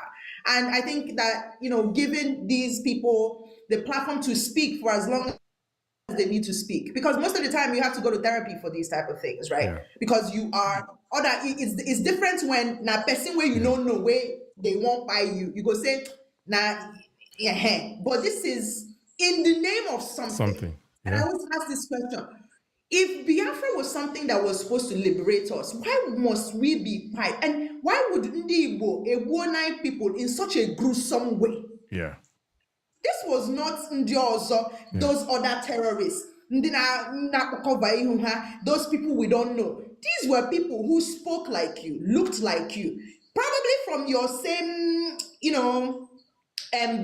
town or village or state. Yeah. And you have to think about the bingos who are in this room. I said I wasn't going to call you guys bingos today, but what was I thinking? You guys are bingos because Anna wasn't bingo, the Zeka. Think about the bingos who are in this room who listen to Mr. Apostle speak about his experience. You have to think about how you felt hearing that. That is a human reaction. And think about how you didn't necessarily need to know who he is to know that thing, because Kanu on that radio that I get buried in concert with 2,000 heads and they embarked on that journey. Meaning that by 2021, when he was taking like the fugitive was to the time that Mr. Apostle between those couple of months, you have to think about the non-Mr. Apostle people who we just know their heads were cut off. We like they're not alive now to come and tell us their own version of what happened. Just think about that for a second. But somebody sitting on the stage and saying, "Free Kanu, why would they? Why he's a freedom fighter?" So this thing, Mereno, to Mr. Apostle is part of the freedom fighting, or is that part of some other version of terrorism that we have refused to name and identify as something homegrown, as something very us? That you are capable of this level of evil, and that you meted this evil, and we bore witness that you meted it on people simply because they disagreed. Just think about it. As much as I disagree with bingos, and I think that they are the scum of the earth, okay? I want them to still be charged, and I want them to still be locked up for the things that they did. However, I do not even think that they should just be buyed for no reason. That's where we are as a people, where terrorism is no longer defined by that. So this act that happened to this man, if you believe that it is freedom fighting, I want you to come out, and I dare you, because I will be ready for you. Mr. Apostle, thank you so much. Because send them a message on WhatsApp, Kamara, on Facebook, because I want to ask you a few more questions that may be too personal for this stage. But anytime he feel it like it, you know, I will give you as much time as possible, and you will give us the whole, you know, because the more people hear about these victims who survived this act of terrorism, the better for us. But thank you so much for taking that time. I can't even imagine what you must have gone through. Absolutely. Thank you, Mr. Apostle Engineer Ike. Thank you so much for having the courage to come on here. And, you know, you follow us all the way from Facebook, came over to TikTok to come share this experience, this very gruesome experience. Thank you so much. And I am so sorry about what happened to you and your colleagues, your friends. May their souls rest in peace. And like Choma said, please feel free to reach out to her. She has this documentary she's putting together, so you guys can work together on that. And you know, this is also giving me an idea, Choma. I don't know what you think about it, but obviously we can talk about it out of here. But I'll just hint on it. You know, you've heard of Surviving Aro Kelly. I think we should host. Yes. You know, maybe the next show should be like Surviving Nnamdi Kanu. Surviving, thank you. Yeah, and maybe just get people. I feel like we're in the spirit. Yeah, just get people who have Yes, survived Nnamdi Kanu. You know, get them on here. It might be hard to find one or two in a day, but hopefully as it goes, we'll build that momentum. And if you survive that Biafra agitation, like sometimes it can be your family, it can be people like, you know, Apostle here. It can be people like me. I mean, my story you guys have already kind of heard, so I never bore you guys with it anymore. But if we don't identify not just the victims, but the almost victims, the survivors of this, so that they can tell stories of, because they bore witness, they came face to face. What my group is doing in Osun right now was basically just getting these survivors who themselves survived, but their families were not so lucky, right? You one family, 4 people, they don't buy 4 people from one family. You know, just imagine they tell person's story and you tell them, say, now your brother head where they roast, they used to cook a goosey soup. Like, do you understand that these people would need therapy and these people would need at some point a conversation that attempts to heal them away from the people non Nigerian shout to free Kanu, getting home. But that's not a booty shindem. So Isi Apostle, heaven forbid, is what would have gone into that. Is anybody else got by, and you now say, and that's why I tell you that our people know better. You look at what you're telling somebody, it is the casualty of war, where we in a state of war. Was the Southeast in a state of war? Was Nigeria in a state of war? We inflicted this upon ourselves, inflicted homegrown terrorism upon ourselves, by our own people, left our own people motherless and fatherless. So I think that would be definitely a good show for us to host, and we'll talk about it after we debrief this one. Absolutely. And thank you, Engineer Ike. I'll drop you now, and I hope you've completely healed. I hope you weren't permanently disabled. I hope that's not the case. I hope you're up and very healthy, and thank you so much for joining. I appreciate you, but we'll drop you now so that we'll go move the show forward. Appreciate you. And you know, it's crazy right now. I mean, they suggest topic, but I don't even know if I'll be able to stand it. We'll see. We'll talk about it, because things like this they get me like. No. We have to, because if we don't stare it straight in the eye, we don't call it by its name. If we don't call it by its name, you know, go be the name. If you don't call ho, become ho. If you don't call horse animal, you know, go be animal. Yo. If you don't be animal, place or team.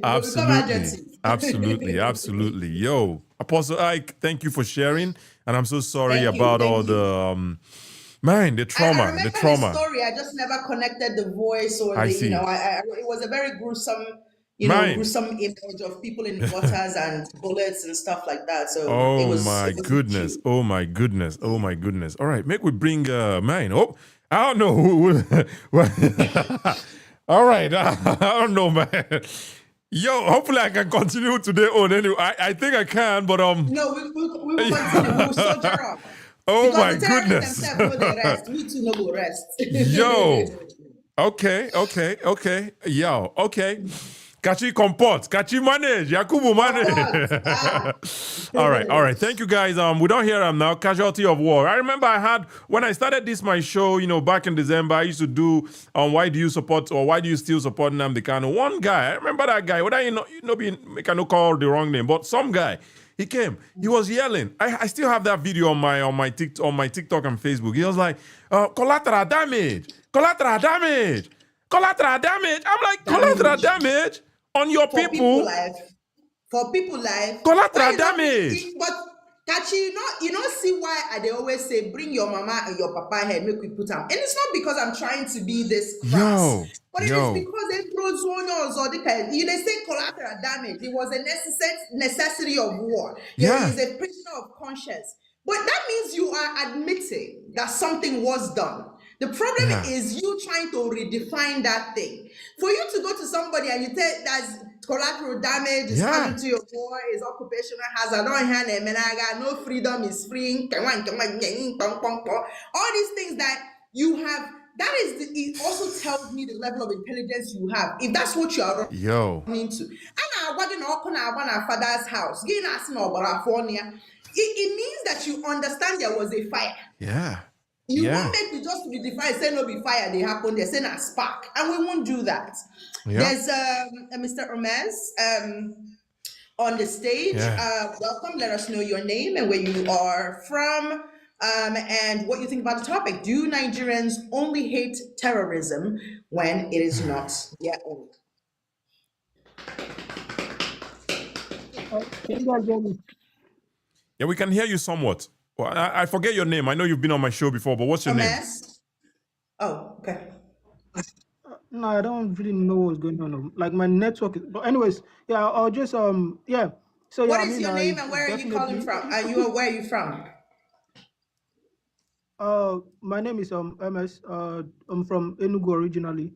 Your name is MS through Abina, your TikTok name. No. Want to address you correctly? No, it's just name I go by it. All right. What's your name though? What's your name? But try to pronounce the name right. It's Hermes. Hermes. It's Hermes. It's not Hermes. It's Hermes. I just. What is your name though, so that we can move forward? What is your name though? My real name? Just give us a name. It's Jeremiah. It's Jeremiah. We don't need your last name. Just your name. Jeremiah. All right. Oh, Jeremiah is fine. All right. All right, go ahead, Jeremiah. Let us hear your thoughts on the topic. Right. So I think do Nigerians only hate terrorism when it's not there? I think a lot of Nigerians do not really understand it. They do not really understand what terrorism is, right? They don't when they see things, they just think terrorism is just Boko Haram, unaliving people, right? But that is just like a particular kind of terrorism, right? Even we have even when it comes to ideology, right? You can have, and again, this is why I keep saying I thank God that Igbo people are not do not practice Islam, because if we practice Islam, our extremism go even worse past Islam own. Look at what these Biafran guys are doing, right?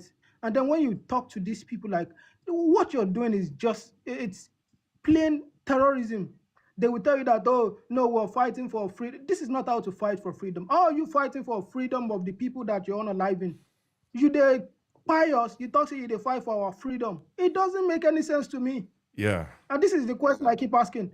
What exactly, what have they done, right? The only thing that I've seen these people do is that they just unalive us, make some community, make people, chase people out of a particular community, right? That is the only thing they've done. And then these people, they're literally the cultists. Do you expect me as a Nigerian to listen to Gentle the Yahoo Yahoo? It doesn't make no sense to me. Yeah. Make I can't call like this. Now, Gentle the Yahoo Yahoo they listen to. Even Nnamdi Kanu, the only thing that I've listened to a couple of his podcast, and the only thing I see him do is just to spread it, right? Spread it and scream.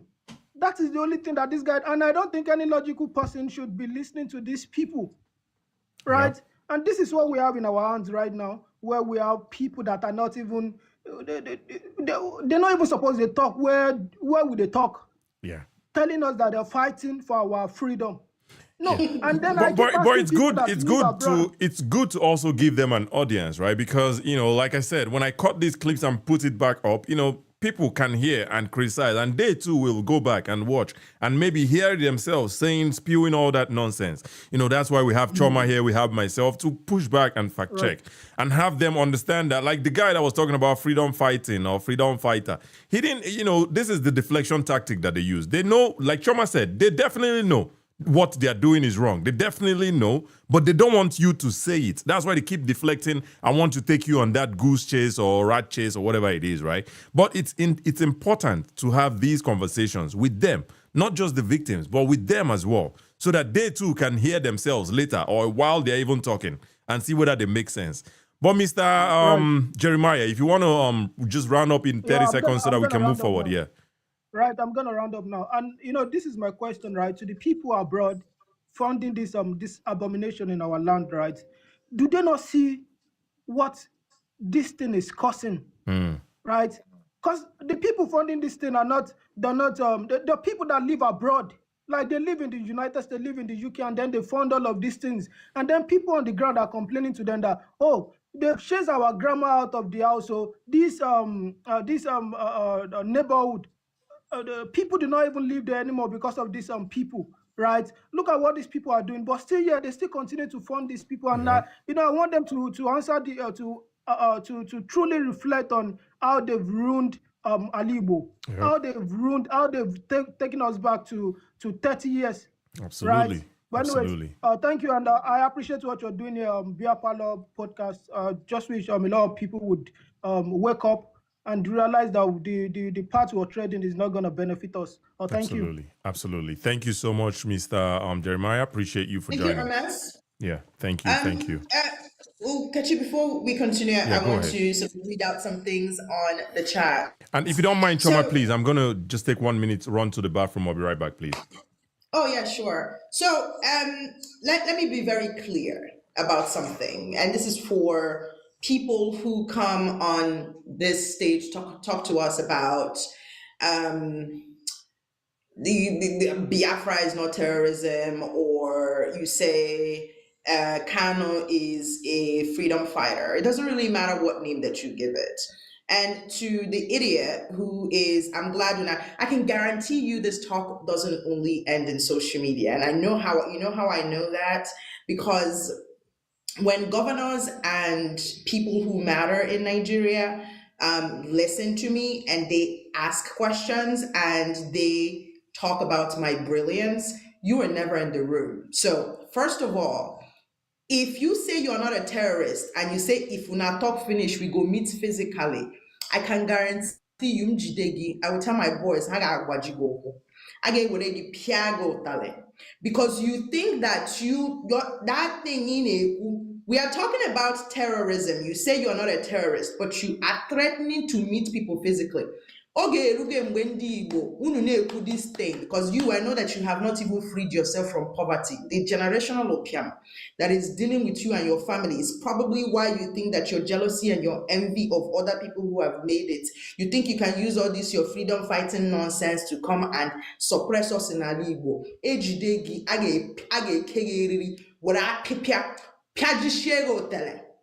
because you're mad. Who the fuck are you going to talk to physically? Where would you see me? The point of Ali Igbo being as destroyed as it has been in the past 5 years is because charlatans like Kano was able to galvanize people that you had deadbeat fathers. You had your parents, both of your parents at home, but your father was a deadbeat because he did not amount to anything in life. And the only thing you can amount to is to be a terrorist and come on a podcast that I'm in and telling me that if we finish talking, you go meet physically. If we meet physically, my voice will be shaky, come out from your body. Let me tell you, because you don't have the kind of mindsets we go tell you, say, if you want proof, say you know be terrorists, coming on social media to threaten somebody and people say you go buy them physically, you go do something to them. You have proven my point. But if you say that it's short for you, because if you got one that claim maybe 25 years old, and then I will send you to go and buy kuli Ozu. Mr. 247. I hope you will not come here and annoy me. Choma is in a good mood today. Make una down. know annoy am abeg. Don't start off by saying calm down, please. Don't start off. Don't start off by saying calm down, please. Please. You calm Please. down. You calm down. No, Any person you're angry. who is That's why I say you calm down. shut up. Do not tell me to calm down. I don't know who you are. If anybody is in this room and you are pro-terrorism and you open your mouth and you say that you will deal with us physically, I will throw away every decorum and I will address you like the terrorist that you are. The reason why Kano and his gang of charlatans were able to move mad is because most of you were just not talking to them as the terrorists that they were. If Ali will handle these people, like they were not nuisance, this was not a distraction. If you handle bingos like bingo, throw her chain, we would not have been in this mess. So, Kachi, I promise you said I will be my best behavior. I don't throw away that one. If any bingo move mad on this stage going forward, it will be on like Donkey Kong. Mr. 247, what is your name and where are you calling from? Do Nigerians only hate terrorism when it is not their own? What do you think about the topic? If you want to unmute yourself, you're muted. Let me do that. I'm sorry, Madam Choma, if I offended you. All right, my brother, 247, please stop. Just the host has asked you a question. What is your name? Where are you calling from? What do you think about the topic? Go straight to it. Don't worry about trying to do all that stuff. No, my name's my name is Chuka. Okay, thank you, Chuka, Mr. Chuka. Yes, I'm calling from a place close to Zurich, Switzerland. Okay. I was telling Madam Choma to calm down because I noticed she was upset because somebody. To the point. So just go to the question. I don't really care about any of that. Go to the question of the room. I'm good, and I don't need your consideration. Just go to the topic. Do you have any thoughts on the topic, Mr. Chuka? Yes, I do. All right, let's talk about it then. No worry about Choma now. If you have a personal thing you want to tell us, send them for DM. Leave all that one. Let's talk about the topic. My brother, this topic is a very complicated one. Okay. I was born and bred in the north. I have Fulani friends. I have Hausa friends, Yoruba friends. I saw the crisis of Boko Haram start up, when it started in the north. We started hearing it when it started in Borno. Then later it came to Kano. We heard it went to Katsina. Then later came to Zaria. Then later Kaduna. And when Nnamdi Kano started, I was only hearing it and watching it on social media, unfold. Nigerians, the question you asked me about Nigerians liking their own type of terrorism, it's true to a lot of extent, okay? But me saying that it's true is not. It doesn't mean that everything is black or white. How so? Okay? How so though? Why do you think? I mean, I on some things I don't necessarily think they are black and white or black or white per se. Some things I think some things have gray areas, But why do you think that this one is not black and white? Look, like initially when I joined your podcast, you were talking about nationalism. That was what I had. Not necessarily. And this is the reason why I need to like people to come. They talk about another thing. You see now, when you came, that guest was taking us somewhere else. That's not what we were talking about. We don't come here to talk about nationalism. Point. We were just yeah. You will carry us where we don't know. So, Nnamdi Kano, and I'm from the east. You can tell by my name. Nnamdi Kano and Biafra, his own type of Biafra struggle. It's something new to me. Okay, I've seen it. We had the experience with Raf Wazirike. Okay, I was not in the east. I only schooled a little bit, like about 4 years in the east. That was my only, So, Nnamdi Kano's type of struggle is new, and the guys, when I was listening to him on WhatsApp, on Facebook and social media, he was only speaking sense. It sounds brilliant. Okay. You know, I'm just telling you from a neutral. Would you be able northern... to, by any chance, do you recall the things that he said that made you feel like he was brilliant? Yes. Some of the things he said were, you know, I won't lie to you. Okay, that's okay. Let's talk about it. And it's just a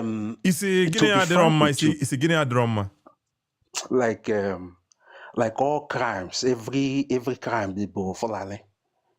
Yeah, crime is crime. Crime is crime, if that's like what you mean, right? Every crime related to like terrorism but Fulani.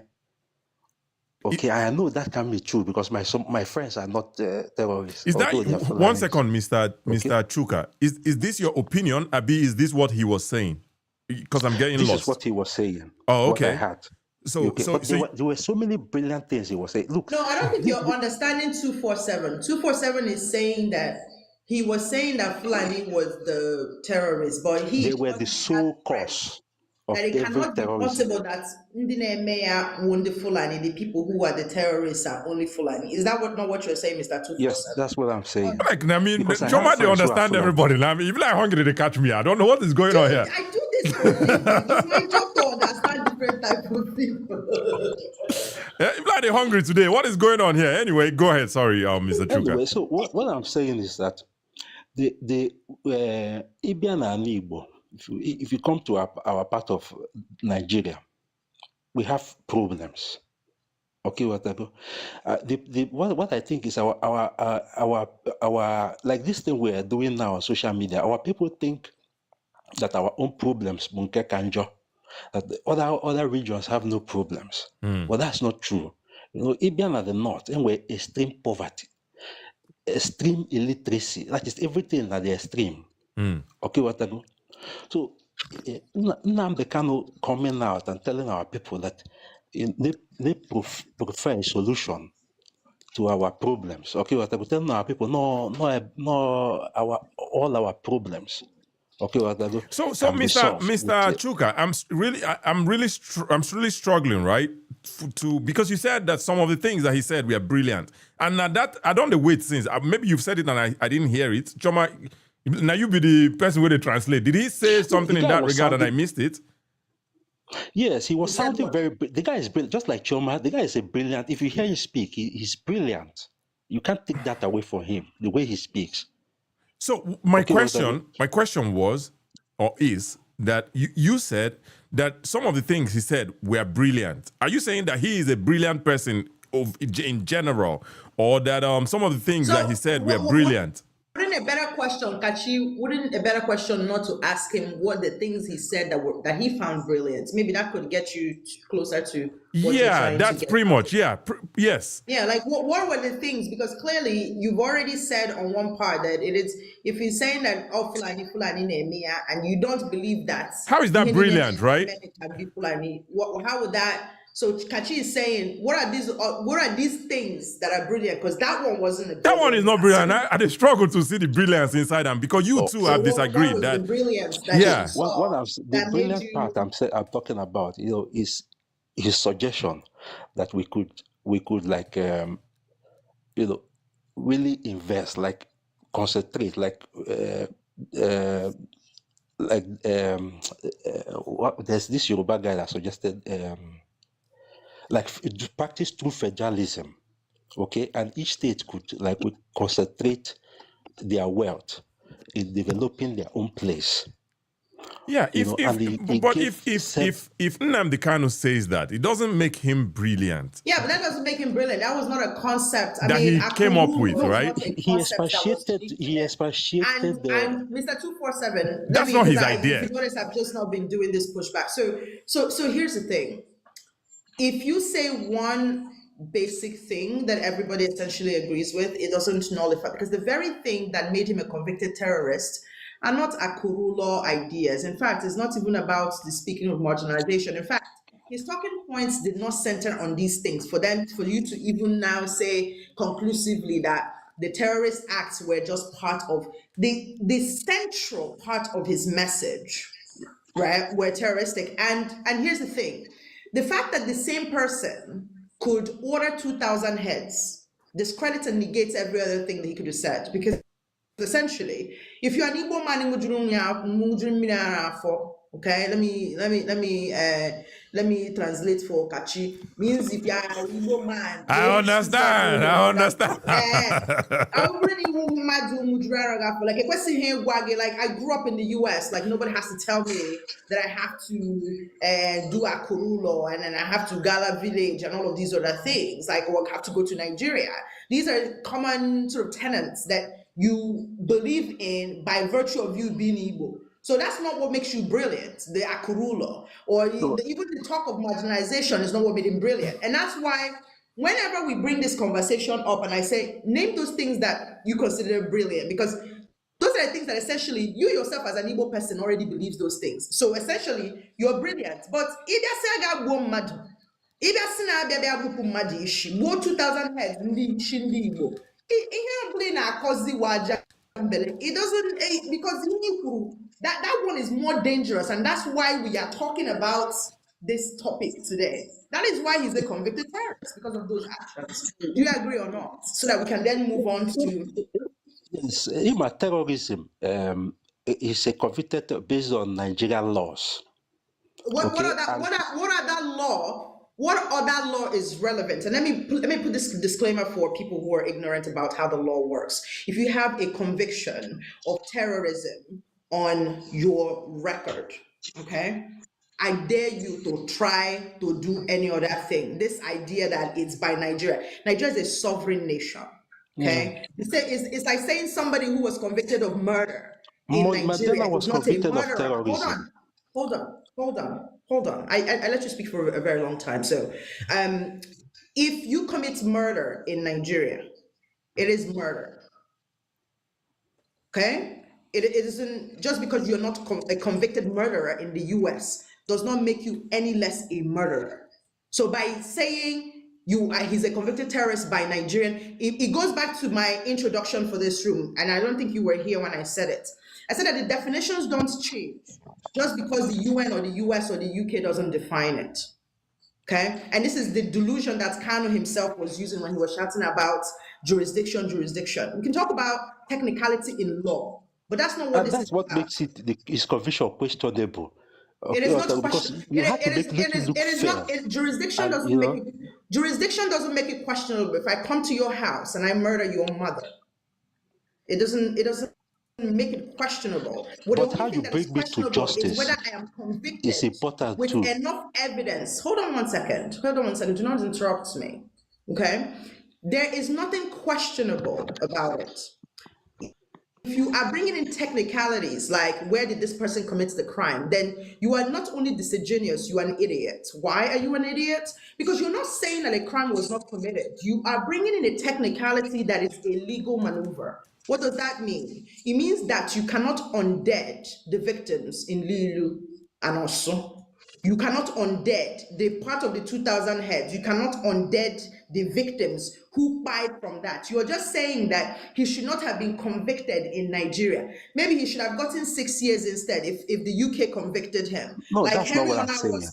was convicted in South Africa, for example, and got 25 years. Why? Because the act he committed, the terrorist act he committed, died people in Nigeria. So, but it's the same. It's like saying that Ekpa was convicted in Finland for the same acts that would have probably gotten him at least 25 years in Nigeria. Why? Because he did not kill a singular Finnish person. All his victims are in Nigeria. His orders happened in Nigeria. So there's no technicality here. He's a convicted terrorist. You guys can talk about technicality before he was convicted. And that let's just dead that, because anything we want to argue about, he's a convicted terrorist by Nigerian law, the only law that matters in this context, because he is a Nigerian. This is a problem. This is why it's being disputed. Excuse me? This is the problem, and this is why it doesn't. His conviction is still being disputed. So let me again. I won't do this with any of you. I won't do it. Let me tell you why I will not do it. I'm not.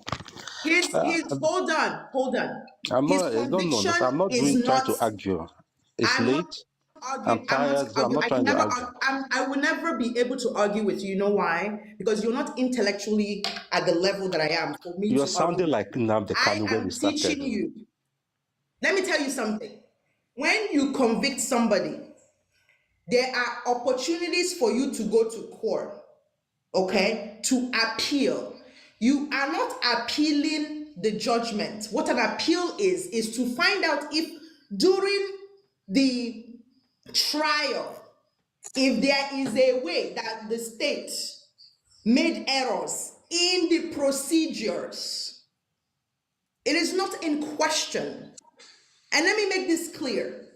Because we keep saying debates. You're not debating me, I'm teaching you. The only way you can debate me is if we have the same baseline. The baseline here is he is a convicted terrorist. If he wanted to, if he was in question, he would have tried to defend himself. All of that part is gone now. He is a convicted terrorist.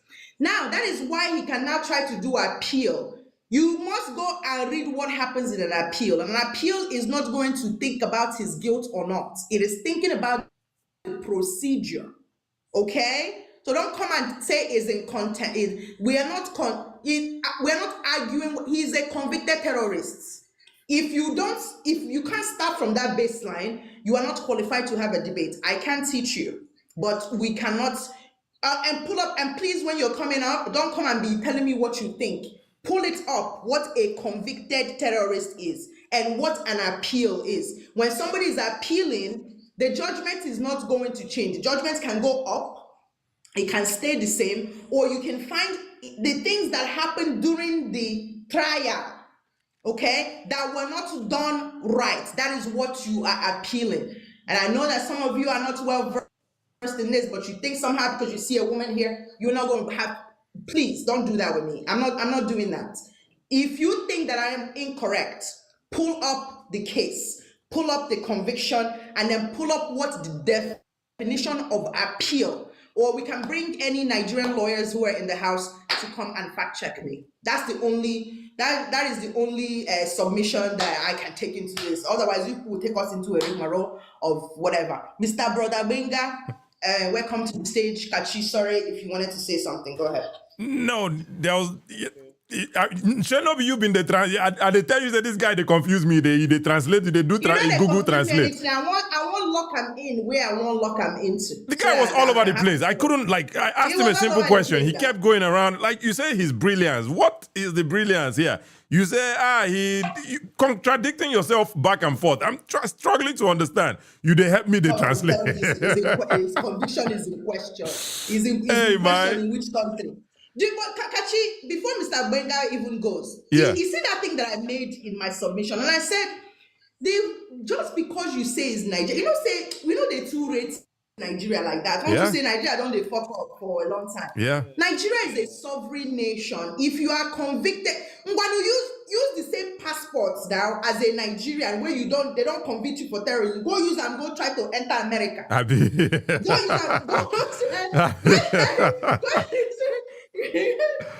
and what are these people talking about? Even a felony charge would not get you certain jobs in America. They go ask you, you don't get convicted of a misdemeanor they say because it's Nigeria, under Nigerian law. Oh, you think say American law they cover you? Are you an American citizen? What's these people they talk about? Unbelievable. Any country that you commit a crime in and that country tries you is going to try you under the law of that country. That is why you have Americans in China serving time. That is why you have Americans in Indonesia serving time. That is why America will feel look and say, you be our Pikino, but not be us tell you say make you go they do that thing. Yeah. For the country where you go break the rule. If you break Nigerian laws, you're gonna fuck around and find out. Mr. Benga, over to you. All right. Mr. Benga, thank you for joining. Obviously your name is Benga, so thank you for joining. What are your thoughts on the topic? Thank you. Thank you. Good evening, everyone. Your voice is faint. Your voice is faint. We can hear you, but we can hardly hear you. The guests can hardly hear you. Can you hear me now? Yeah, it's better. Yes. Yeah. We can. Go ahead. Yes. Yeah, good evening, everyone. Good evening. Actually, in my opinion, I think the whole foundation of everything we've been discussing since started from the Nigerian leaders. Okay. We have 3 major tribes in Nigeria. That's the Hausas, the Igbos, and the Yorubas. Now, I think during the the late 80s, when we have the military rule, every Nigerian is always clamor for democracy, and all we see then was the military, their dictatorship is suppressing every Nigerians. And just like I think this morning, I was having a conversation with someone, and I was like, the best president Nigeria has was actually Abacha. That is my own opinion. He must have gotten some things wrong, but I think he was able to. I don't wanna go too far, Mr. Benga. Do Nigerians only Yeah, hate yeah, terrorism when it's not their own? Are you taking us there? yes. I'm coming there. I'm Okay, you're coming taking there. us. I'm Okay, just trying to. I'm okay. just trying to bring out the foundation of our problem, I because think I while think growing most up in Nigerians Nigeria, understand our problem. We don't need to understand. We We don't need already a know. Say, new. Everybody, every we get Nigerian know Wahala where our problem. problem. Now corruption be the biggest problem with Nigerian they face, right? But we don't need a new it's lecture not on that. really. Let's just talk about this. It's not. It's, for me, it's not really corruption. We are just putting. We are shying away from the main fact, All right, which I think but we're not here to talk about Nigeria's general problem. We're just talking about a specific topic. Do Nigerians only hate terrorism when it's not their own? That's the topic. Let's kind of talk about that and maybe segue a little Yeah. bit. But let's start from there at yes, least. that is yes, that is the sentiment. That is the sentiment because that is where the bigotry, the tribal bigotry comes Hmm. in, because when he's your brother, if he has done something wrong, you always try to close your eyes against it and say, okay, he has done it in a technical way, so he shouldn't be convicted, which is actually killing Nigerian the more. Yep. Even it affects our laws, because if you are a Yoruba man and a Yoruba man did something so wrong, you will want to protect that. The way, see, this is why this marginalization of the egos. I'm sorry to bring in that in partially. I'm being honest here. Nigerian government is not really doing what they need to do, All right. because I'm I don't making agree some. that Igbos are marginalized. But let me take you back to what you said earlier. You said that you said something in lines of, if your brother is doing it, then you close your eyes just because your brother did it in a technical way. Yes. Who would you be referring to in that regard? Are you referring, or are you just making a general statement? Okay. For instance, when what was it called? I'm sorry to go this far, but I think I can easily go to uh what's his name now? Um, what's his name now? What's his name now? Um, sorry, I can't really figure out the name now. But One when name is it one. happens in Lagos, it happens in Okay. Lagos. It happens in Lagos. You understand? Hmm. And the man in question, actually, it happened to be like maybe a distant friend to me. His uncle was in power, but because he did something wrong, because he did something and he was caught, instead of him to pay the price, you understand, Hmm. they had to go behind to maybe to get in someone in the cell to come and stand in. You understand? They have to exchange Yeah, it's things good with as you that don't even person call the in the person cell. name, because this kind of stories or whatever, right? If they're not like verified, like then it could get you in trouble. Be me, you could get in trouble, sure. But Yeah, I understand. yeah, Because we all knew what happened then. We all knew what happened, which was because that guy happens to be my like this trans friend. He uh, came out and was boasting of it that I told you now, say nothing they happen. No be now you understand. yeah. And but within me, I Okay. knew. So Mr. Wenga, okay, I feel like you are taking us in circles, and I'm guessing by what you just said now that you do agree that Nigerians hate terrorism when it is not their own, or they only identify things as terroristic acts or terrorist acts rather when it is not done by their own. Is that where you're leading Yeah, us to?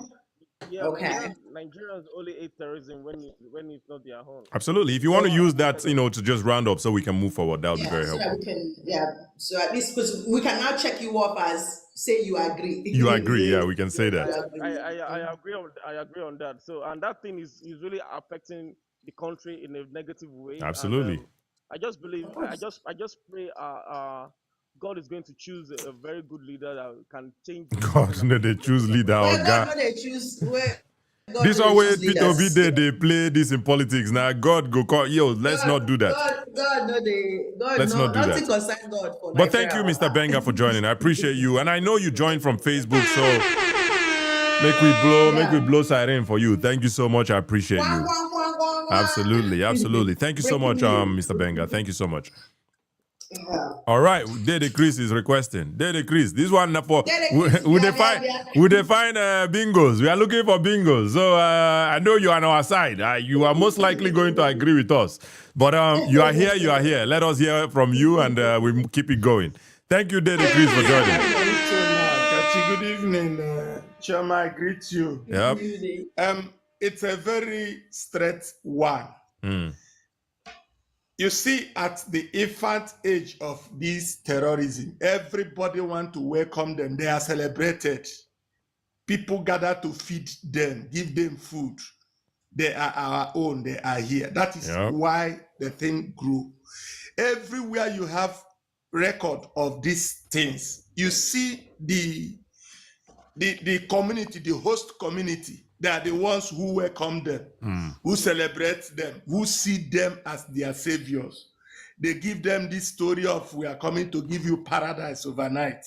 That is it. So all of us, we want to protect our own terrorists. That is why you see when we gather now as Igbos, we start discussing the terrorism in Benue.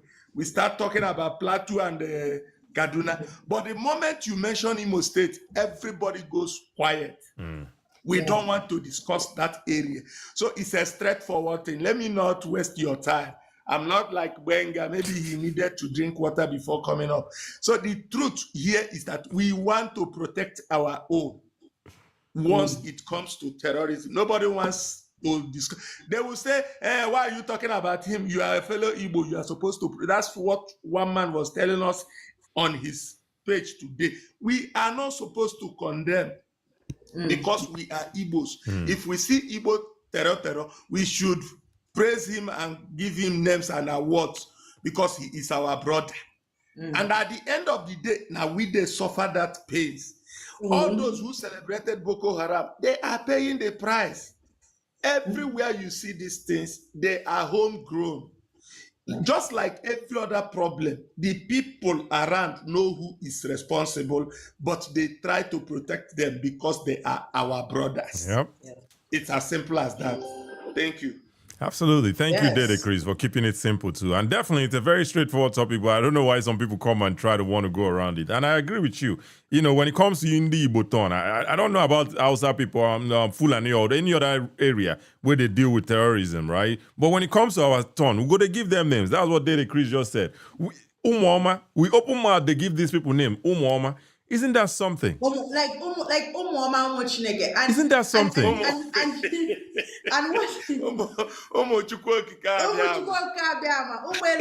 Isn't that something? The unknown gunmen. Unknown gunmen. We are hailing them, worshiping them. Isn't that something? You understand? So that is it.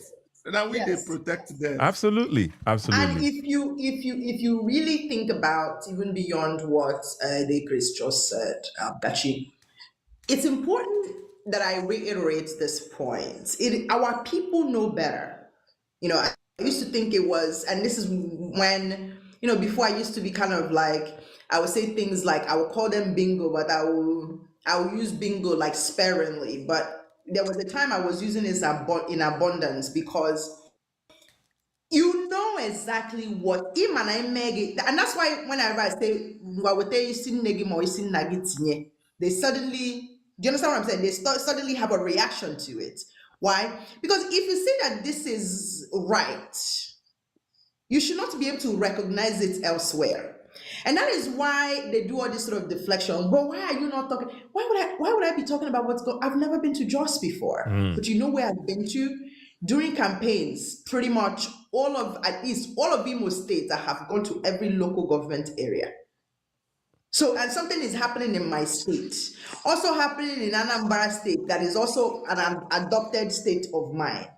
And somehow, I will leave that one. Talk about Jos. Define by the same thing where you say say you don't recognize the words. Like somebody saying freedom, you know, we use words like freedom fighter. It's only in Nigeria that the person is convicted. It's so whatever. Just think about how dangerous that is to somebody who doesn't know better. And I know that people come here, they waste maybe 5 hours, 3 hours, and they think they've achieved something by shouting, Nnamdi Kanu is your God. He can be the God of your village people. We don't really give a damn about any of that. But the truth of the matter is that the people who bite people in the name of the, first of all, Biafra is Mr. not Anosike, coming. please mute yourself, please. I did try mute you. You know the mute on this end, but We're please going mute to yourself. establish that fact that Biafra is not coming. But the fact that you made it whereby you want us to redefine what happened, because it's almost like, Ms. Anosike, your generator is disrupting my thought process. Mr. Anosike, please, can you mute yourself? I could drop you if you can. If you can't, maybe you're having a network issue. Can you mute your mic? There we go. That's better. Yeah, sorry about that. Let's follow the rules. Okay. Yeah. So if you can recognize murder is murder, and the reason why I use murder and I try to bring it to your family level is so that you understand that if you're saying that murder changes definition because your neighbor did it, then it means that you know that there's something that has been done. What is that thing? Yep. And why are you having a hard time defining it simply because it sounds like you? It means that in here, the person, okay no law, now what okay no outside, that's who they.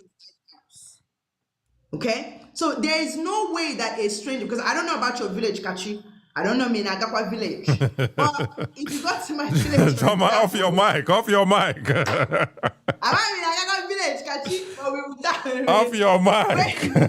Like there are certain things that is only attainable in certain places. Like Onyama, like Ozo, cannot, like I'm from Umagara, for example, like Onye like Omuku will not carry themselves. You see, Kachi, don't let this American upbringing fool you, okay? I grew up in America, but I'm a village. How much of my village kindred, okay? Yes, I be my own too, but off your mic. Don't fit enter your side, you know, Kachi, like person where they from another, you know what? In a person hotel and say person no day.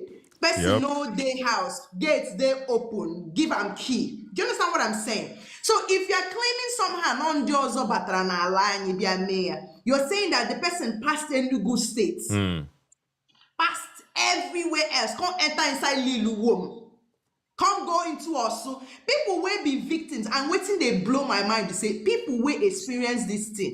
They tell you, say, see the people where do amo, because they tell them say no be them do am, say that people from the north do am. That means say you don't they lie to yourself and to your chi. Absolutely. Mr. Anotike, welcome to the stage. Let us know what you think about the topic. Do Nigerians only hate terror when it is not their own?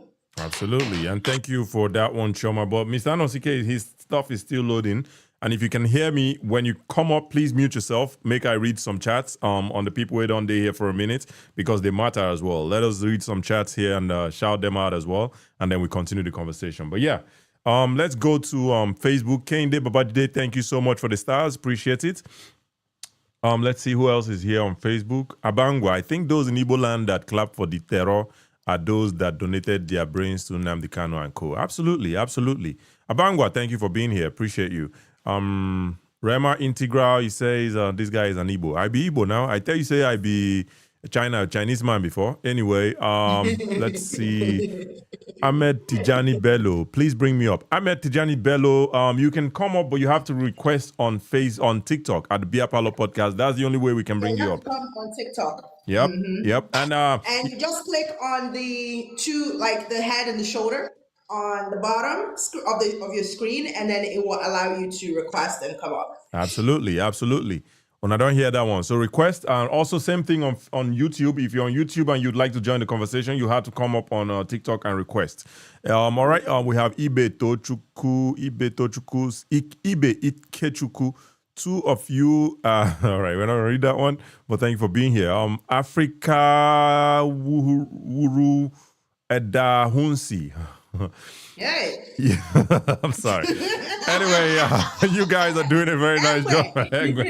Don't be small. Don't be small, Matao. You guys are doing a very nice job. This is a kind of program that heal people for real. Absolutely. Absolutely. And all the other beautiful people waiting for Facebook, I see you guys. Bring that guy from France to come and prove why Nnamdi Kanu is not a terrorist. All right, all right, Yes, all right. the guy that said he's a freedom fighter. If you're still here, you know, Kachi, Yeah. I need to even, I get bones to pick with you, a couple actually. So Oh, you said the guy that they blame me. Now you will be man, come out for stage. You can't say if I be woman, say make I know they run. I say no be me run. She mean I be there. I dey here they stretch. They even do my knuckle. Make I dey. That your fellow man. See what man do man. What man do man? What man do man? Hey, Choma, I kind of sense the bad energy and I don't want to get into it because it only... Listen, I carry these two things for ear. Now my ear, where all those things, they enter blah, blah, blah. And my ear, where they enter direct. You know, so I'm reducing the headache, you know. I'm trying to reduce the headache. But anyway, let's go to YouTube and see who is there or which people are there. All right, Endurance Azuka 771 on YouTube says, understanding is the issue. Thank you, Endurance, for being here. Lawrence Honora says, you can never join together what God in his infinite wisdom put separate from the current prophet from Umwezumezu. I don't know what you mean, but thank you for being here. All right. All right. They confuse country. Confusion Akalia. Confusion Akalia. Don't be small matter. Anyway, let's see. Chris says Igwe.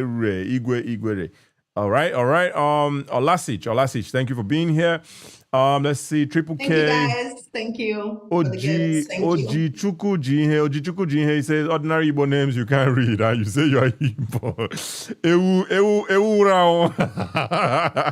My brother, no vex for me. That one not be your brother. That one a bingo. That the person will tell you say if you enter. Now the person when they tell you say if you enter South is he go show you shege. You call it Wala. Problem full everywhere. Don't be smart. Anyway, thank you guys for being here. Let's get back to the show.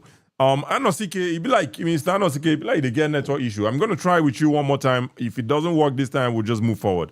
All right, let's try with him one more time. Bring him up again. Yeah. Thank you, F1 guys. F1, thank you. Mr. Anosike, can you hear us? And then can you just answer the question if you can hear us? I can hear you. Okay, great. All right. Awesome. Okay, I so can hear you clearly, but I think I'm having network problems. All right. We can kind of hear you now. So maybe if you go straight to the point, then that way, you know, we wouldn't need to Okay. Yeah. So go ahead. Do Nigerians only hate terrorism when it is not there? Good. Yes. Okay. Yes, Nigerians only hate terrorism when it's not their own. Okay. That is a clear fact. That's another yes for us. But yeah, go ahead. Like my name sounds, I'm an Igbo man. Okay. Good. I live and work in Enugu State. I do not want to go telling about my job. Yeah, and I was going to push back on that one as well because it'd be like now your full name there, sir. So we don't want any personal attacks and stuff. My full name, I don't care. I know you don't care, but please, I don't want the show to enable anything. I'm just saying, please, let's keep it. No, go too deep. Yeah, no go too deep into your personal life. But I hear you. If you want to go ahead, if it likes, no. Yes, I'm not going into my personal life. Yes, please. But my full name is there. All right. I don't care because they no fit do anything. I hear you. Make we leave the bragging and just go ahead. Yeah, go ahead. Okay, good. No be bragging thing. Just forget. All right. Because I've been attacked by these idiots before. Sorry about that. Now you see, it is clearly a thing of fraud. These bastards. Just use small words so that TikTok no go pursue us. I beg. So that we would still be here on the show. So that TikTok no go shout. Okay, make I withdraw that statement. Make I withdraw that statement. Yeah. I was only talking from the side of pain. I understand clearly. Clearly. Yeah. Good. The most annoying thing is this: you have lawyers who work with these people. Whenever these persons are apprehended or things like that, lawyers will come out for them.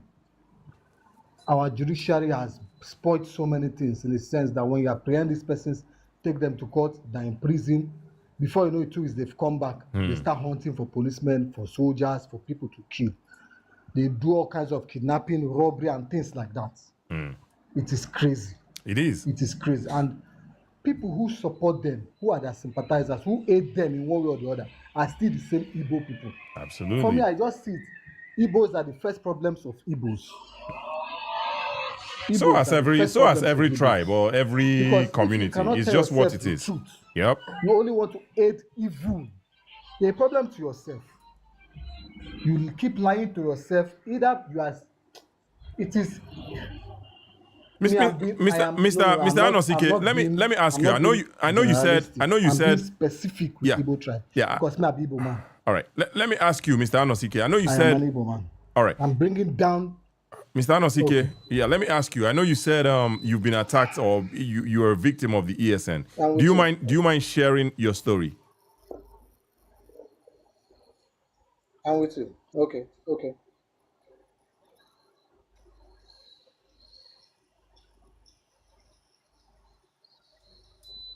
If I share my story, it will point to some things I wouldn't want to be pointed out. I see. Just like you said. I see. All right, fair enough. But I think people would have loved to hear the story, but I'm not forcing you or making you to say it. But I understand you don't want it to point directly to you and get to your personal business. But if you just want to share your final thoughts so that we can move forward, that would be helpful too. Okay.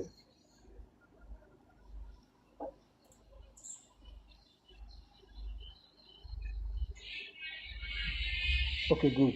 These are my final thoughts. We should come out boldly and speak against this rubbish, Biafra. We should stop this nonsense. We should stop this bullshit and come up clearly and fix the Southeast. Enugu used to be very peaceful. Let it go back to being peaceful. The Southeast should be a home for Easterners, for Igbos. They should stop deceiving themselves. Absolutely. That's just all I have to say. Absolutely. Thank you, Mr. Anosike. I appreciate you. Thank you so much. And please stay safe out there. We appreciate you for joining. Thank you so much. Thank you. All right. There was a lot of background noise, and also there was a delay because of his network issue as well. But I could hear him like in the background a bit, but it was a little muffled. So I thought it was because of how distant I was from the phone. But yeah, it's just the network issue. But he also was a victim, or is a victim of the ESN, IPOB, all that stuff. But he wouldn't share because he didn't want his personal stuff to be out there. Of course. And he lives in Enugu, so that if he shares it, people would probably recognize who he was, and we don't want to do that, and we don't want that to happen anyway. So thank you, Mr. Anosike. And that is the sad reality, Kachi. On the one hand, we want to sort of protect the victims. Yeah. But on the other hand, we have to think about the culture of silence and how it has propagated and kind of made things way worse. And of course, I would never be one to tell anybody to sort of take the risk just because I can. Yeah. Everybody doesn't have the same protections, and all of that. Yeah. But here is where I'm going to center our introduction to the next person who comes up on stage. Okay. As Igbo people, at some point, we have to all take accountability, right? There has to be a point where we have to know that the reason why it got this worse was not because of anybody else but ourselves, right? So if the victims do not speak up, people in Lille were in denial for so many years. You and I saw how the governor of Anambra State was literally about to force them.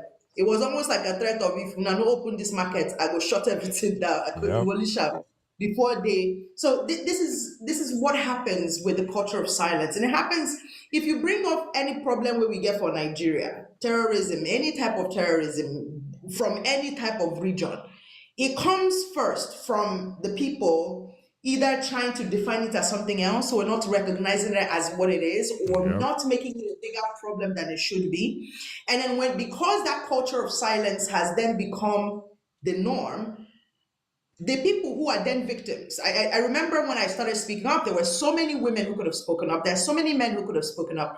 There are so many people who had even more direct contact who could have spoken up. And had it been that they spoke up at the same time, we may not have gotten to the place we got to, right?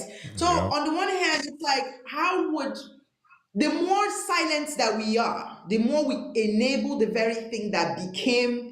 This is not even our Achilles heel. This was literally the whole thing. Don't recala. Yeah. You understand? Just remember, make them just decide which part. It remains small. It remains small for them to pass just 2 states.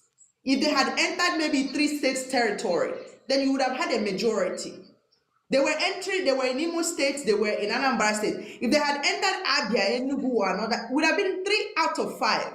And we'll be having a different conversation altogether, because that meant more victims, more families of victims, then more confusion, because the less victims you hear about, the more it seems like this thing. It be like, say, now that people they do one. That is why somebody could look at the conviction and be asking us and be saying to us, it's only in Nigeria that this thing can hold water. Yeah. That's part of that problem. Miss Bissy, welcome to the stage. Let us know where you're from and what you think about the topic.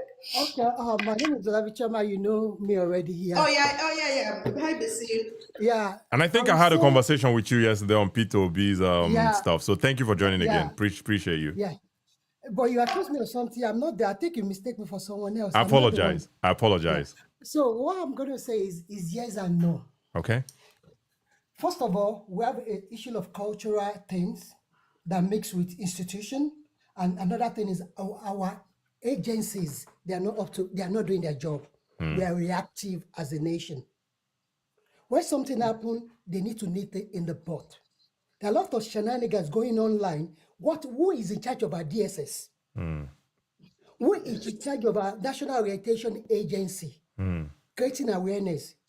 Even government need to reintroduce citizenship education, where people will know their basic fundamental rights, the do's and don'ts, the expectation as a citizen. How many Nigerians can tell you who can categorically claim what they know is their right under the Nigerian Constitution?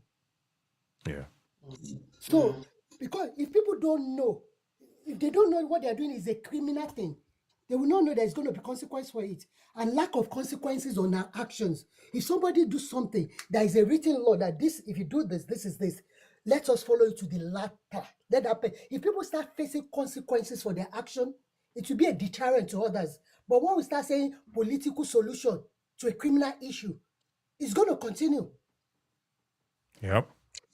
When the citizens have their fault, the institutions have their fault. Because most of this thing did not start yesterday. When it first of all started, why did our DSS fold their hands and allow this thing to filter? Yep. And we're not putting sentiment into it. If you want to take on a Western institution, you have to follow the process. You can't put Nigeria Magomago into it. I want a successful outcome. Is that how we cancel those institutions? We go back to the traditional institution where we do Jojo, settle it in the sitting room or in the palace or in the village square. Yep. Because you can't be doing the same thing. What is the DSS doing? When this guy started around 2008, 2010 in Peckham, I always see them gathering in front of Peckham Library in South London. I always think, oh, these people. Me too, I think I'm guilty as well. I didn't take them serious because I say, oh, these people, they don't get job, I beg. I just work out without knowing that there's some people that sympathize with them. And instead of government to start awareness then, to start like, you know that Andrew want to, that kind of, they did in the 90s, Andrew want to fly out kind of a thing. They started doing the jingles like, what you're doing is against, like telling them, people creating awareness that what you do is against the state. Because when they don't think it's a crime, how many of us as a Nigerian know what is in our constitution? Yeah. Because let me tell you, as to which much is given, much is expected. To whom much is given, much is expected. We as a city in Nigeria, and most of Nigeria, what we have in Nigeria is poor leadership and irresponsible citizenry. Most Nigerian citizens are not responsible at all. We are irresponsible. We do anyhow. We don't care. We say, let Nigeria happen to you. Nigeria is an abstract. We are the Nigeria that is happening to Nigeria. That's the fact of the matter. We are because the country cannot do anything without the people inside of it. Yep. Yeah, because let me, it's not even about this you are talking about. See, they say that is happening in South Africa and in Ghana now. All this country is most of the thing these people are using is most of the thing that nonsense that we common like to say about our country. That they are using to attack us back. And I always say this thing: no matter what is happening, soldier go, Baga go still there. Like Buhari don't go now, 6 feet under. Nigeria still there. Yep. Yep. And we are damaging the image of the. We have no other way to go. And I'm telling people, no country West Africa can accommodate us. We are sitting on a keg of gunpowder in that country, and if the bubble burst, we will never know anything. If you are an immigrant in another country, where you are not an asylum seeker, you are an immigrant with your legitimate papers. Yep. You see, you face discrimination. Talk less of when you are an asylum seeker, a refugee. That's when we know say trusts are different for short knicker. Yep. Because you people are doing blah blah blah blah blah now. Because even Nigeria is said to, we are kind of still the big green. See the way they are treating us in Ghana. See the way they are treating us there. Imagine when we have unrest, civil unrest in our country that we have no option. This guy will go take.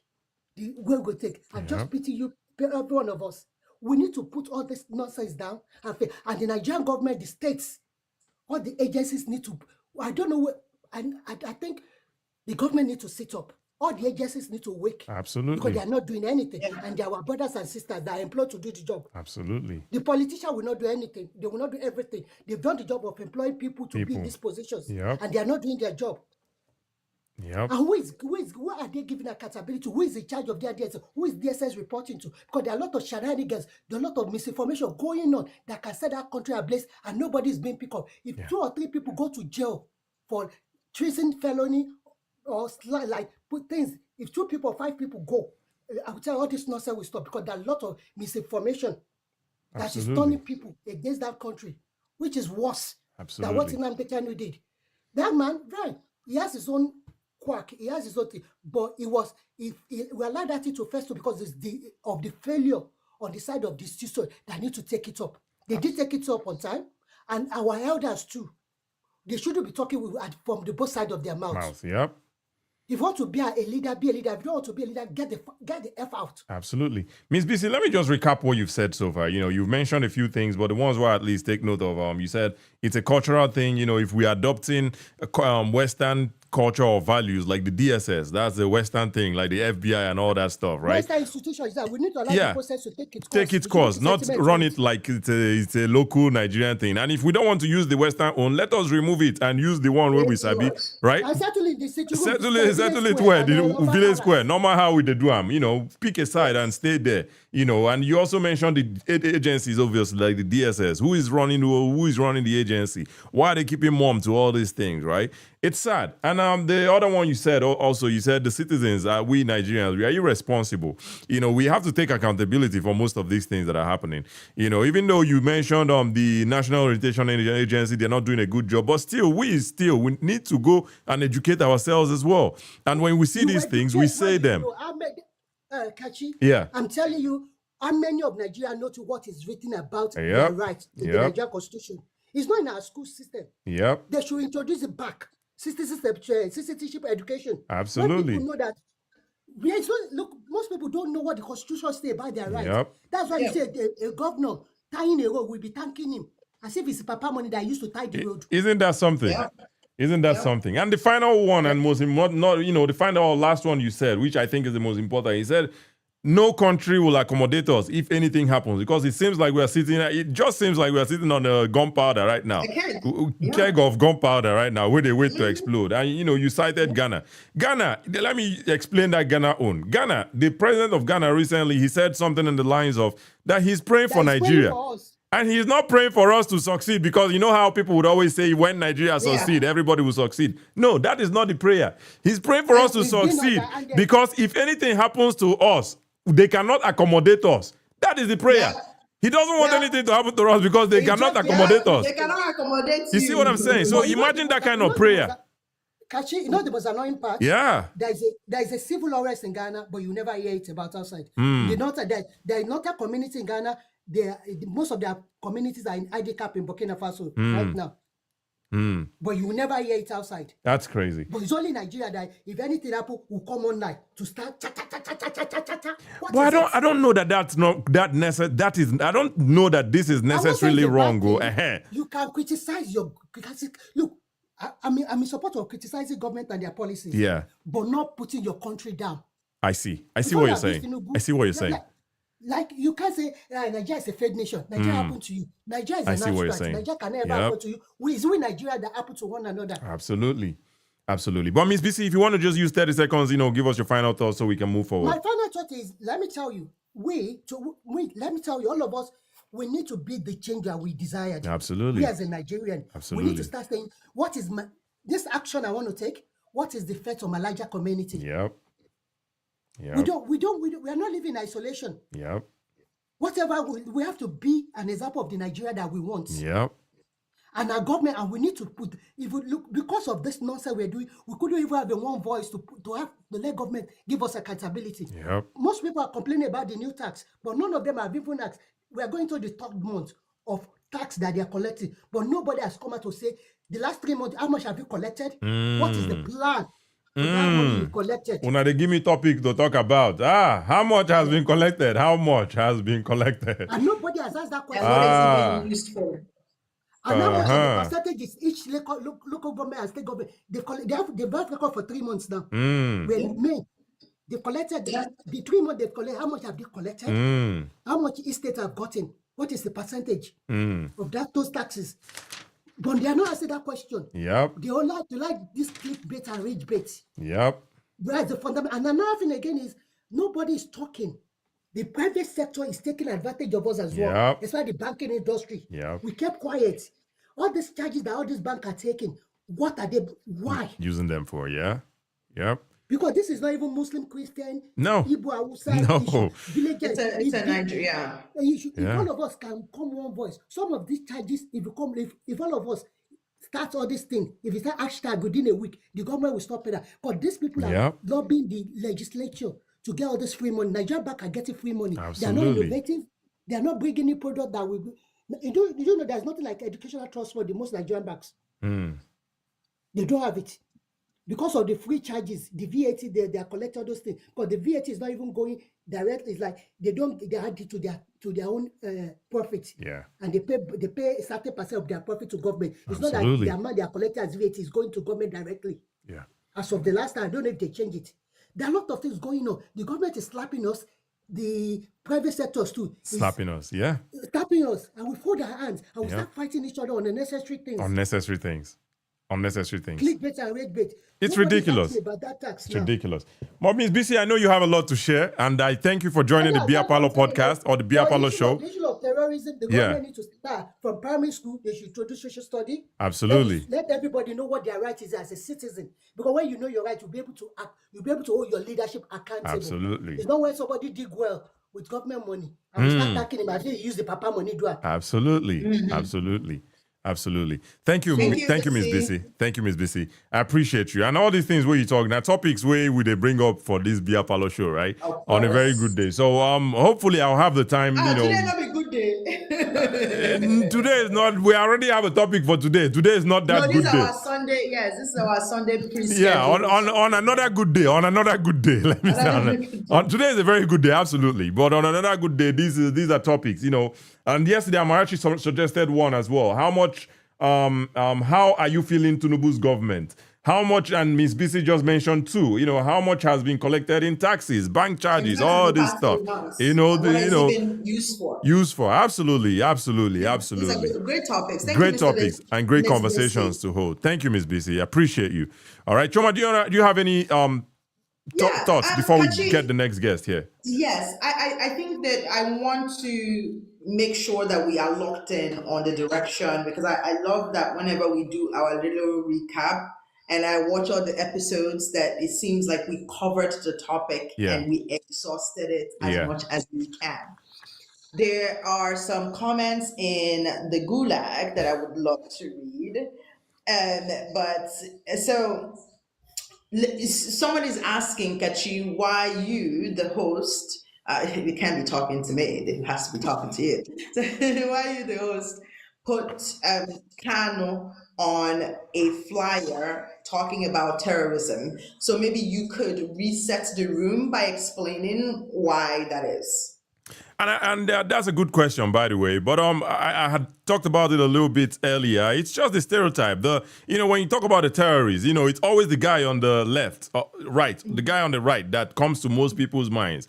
And in this case, Boko Haram, and it's faceless because right now there's no clear leader. If there is, I don't know, but please tell me if there is. But there's no clear leader of the Boko Haram right now. Otherwise, nine face are for use there. But they're always dressed that way. With masks, guns, chains, and all that good stuff. That's when you say terrorist, that's what comes to most people's minds, right? And then a certain religion is also tagged as well to that terrorism stereotype, right? But you don't have to be in that certain religion, or you don't have to look like the guy on the right to be a terrorist.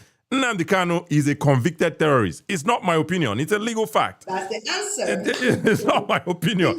That's a legal fact. So I had to use him there because he's our own terrorist, right? So that's why I used him there, to make that comparison so, people can also opine on it. But it's not to hurt your feelings. It's just what it is. But I hope that... I don't know about your motive. It is to hurt your feelings. I do hope that your feelings are hurt. Because your feelings being hurt can never be as important as the people that the terrorism and the terrorist acts of this convicted terrorist. Like, I don't give a damn about your goddamn feelings. Like, F you and your feelings. Like, disrespectfully. Because how dare you? People in Osu, people in Ilu, Delta North, Ibi Tolu, all of those victims, we had a victim of the 2000 heads order and command. Okay? If you play any of the episodes where Kanu, any of the episodes that led to his conviction, if you can play it on full blast, okay? Like just play it on the ones in English language, play it on full blast on a radio, like in your street somewhere. They ask you who's talking, say that is you that is talking, and see what the reaction would be. There is no country in the world where you would order of a president and you will be alive to tell the story. Okay, so I know that a lot of you want to. Kachi is a very calm brother. There's no calmness inside of me. Cha-cha. Okay, I want your feelings to be hurt. I want your heart to do boom. That's why I'm reminding you that Sokoto is very, very hot at this time of the year. If you want to be a terrorist, if you want to fuck around and find out, we welcome you. We have a lot of rooms still left in Sokoto prison where we are waiting for anybody. Just make sure that you start with your family first. By the time we catch you, you have only done it within your family. We'll just paralagi in Sokoto prison, and heavens will not fall. People forget that a lot of people from other tribes have been convicted terrorists, have been convicted of treason, have been tried for treason, and heavens did not fall. Kanu being in Sokoto prison for being a convicted terrorist, the heavens will not fall. So if your feelings are hurt, I am glad. I am happy for you. It looks good on you, and I hope that it will be more hurt by the end of this conversation. Mr. Sammy List, welcome to the stage. Please answer the question that we have posed today. Do Nigerians only hate terror when it is not their own? Take it away.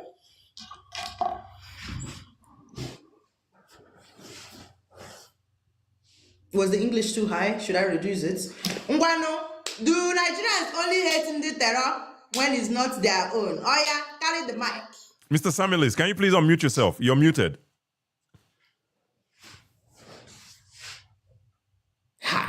Now, am I on air?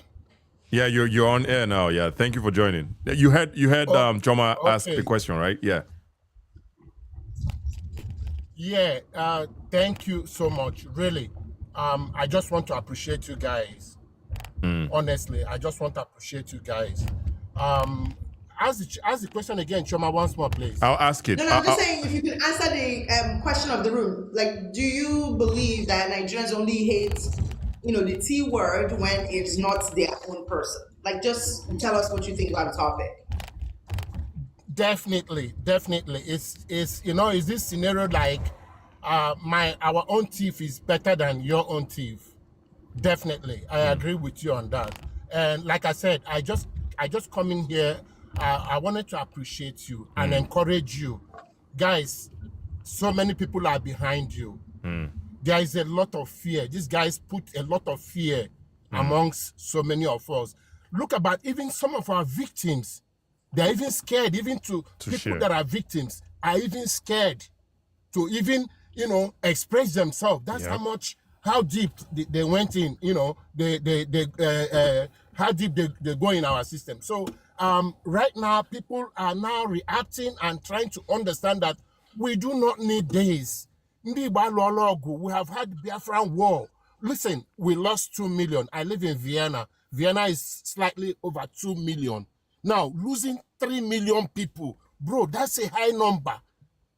That's a It country. shouldn't be the people. That's a number of a country, but small. Yes, but I don't want us to be the people that always will go.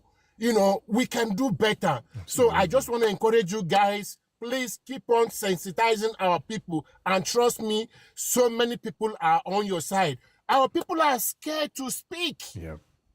They are really scared. These guys go so deep that, look, a situation whereby you are in the village, they don't even give you an option. It's either you are for us or a bupugishi. So how do you express this? Guys, I really want to appreciate you guys. Please keep on. We have to bring all our people together to know we have to lay our arms down. Kudos to you guys. Big up, guys. Thank you. Thank you for having me. Thank you. Thank you. Thank you very much. And that is the Sammy Onomajuru on Facebook. Okay. Thank you for calling my name good. Thank you. Oh. Yeah.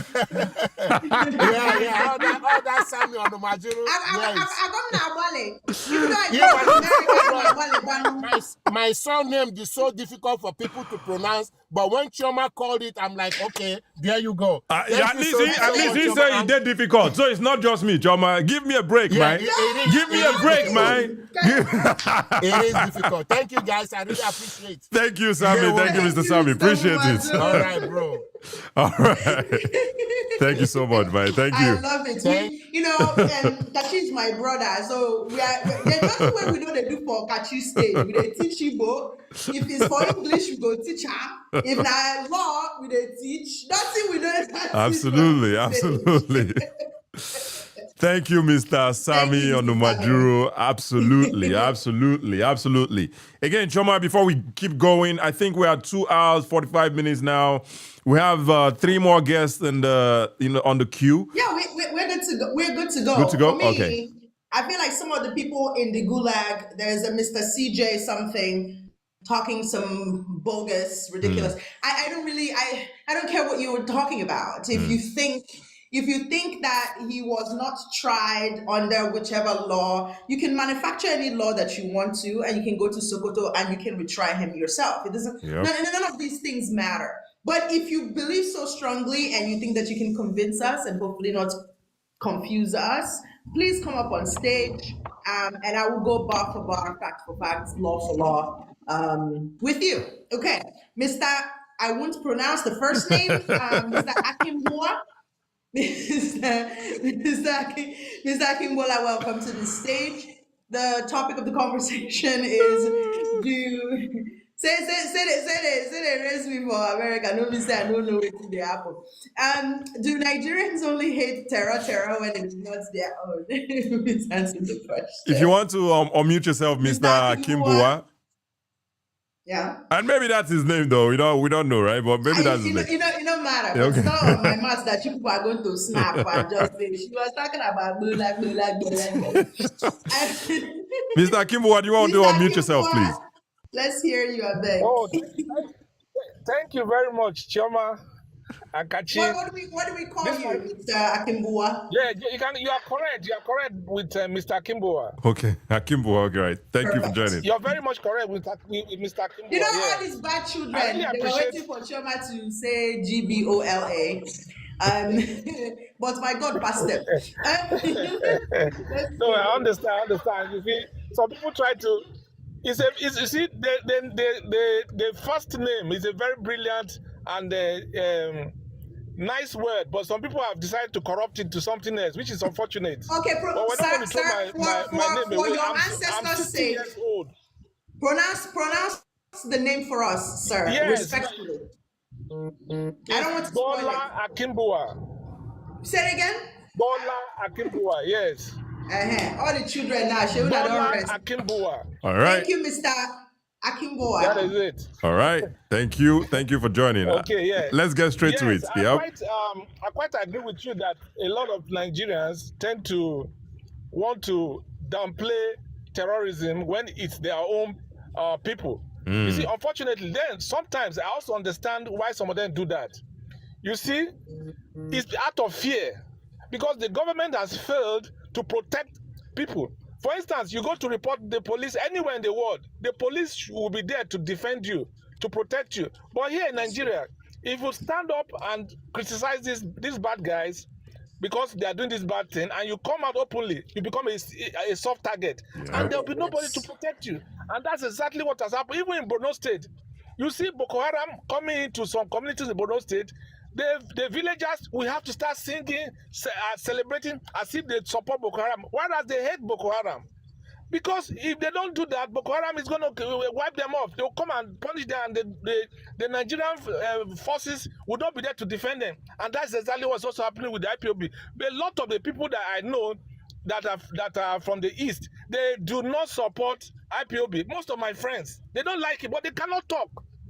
They are going to burn down their parents' houses. Here, I live in Lagos here.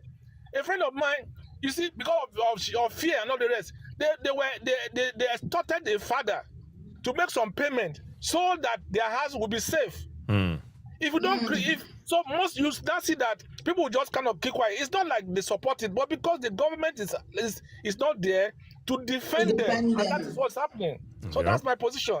People hate the terrorists. People recognize the fact that the terrorists, what they are doing is bad, but they pretend as if they are in support. But when they see that there's nobody to defend them, if they set their mind. Thank you, Choma. Thank you. But I really like what you guys are doing. Akimboa. Thank you very much for that. That is a great point because when you look at even the patterns of those communities where these things are, what you're saying does ring true. But for the sake of this conversation, for the context of what we're talking about, we are talking about the people who know different. Like, there are people who are not in fear of their lives right now. They are literally in this gulag, gaslighting their ancestors, not mine, clearly, right? People are asking you questions of why this person, by essentially proving our point that you don't recognize that face as homegrown terrorist or homegrown terrorism because it looks like you and it sounds like you, but you recognize everything that if Kanu was a non-Igbo person saying exactly the same things, you would not have any confusion as to what he was saying. Absolutely. The thing he said about Yoruba people alone, I'm not saying if, Akintola's, Adekuna's grandson, the guy in the UK.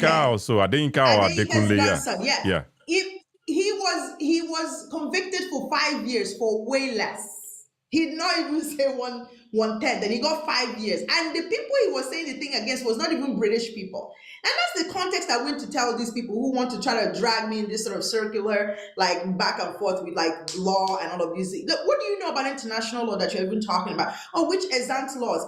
The law of Nigeria is what he is convicted. Like, the same reason why most of you go and you think we don't know, you go and change your birth certificate and change your name because you don't have any thumbprints in the system. Go abroad. If you have a conviction of terrorism, I welcome you to try it. Don't believe, just try it. because you know what the issue is. This is not even a Kano versus anybody conversation. For the sake of what we're talking about today, if you believe that Gentle the Yahoo, okay, who believed in Biafra agitation and all of those things or whatever, is a freedom fighter, something is mentally wrong with you. There has to be something mentally wrong with you. That you will see somebody bottom madoka nama.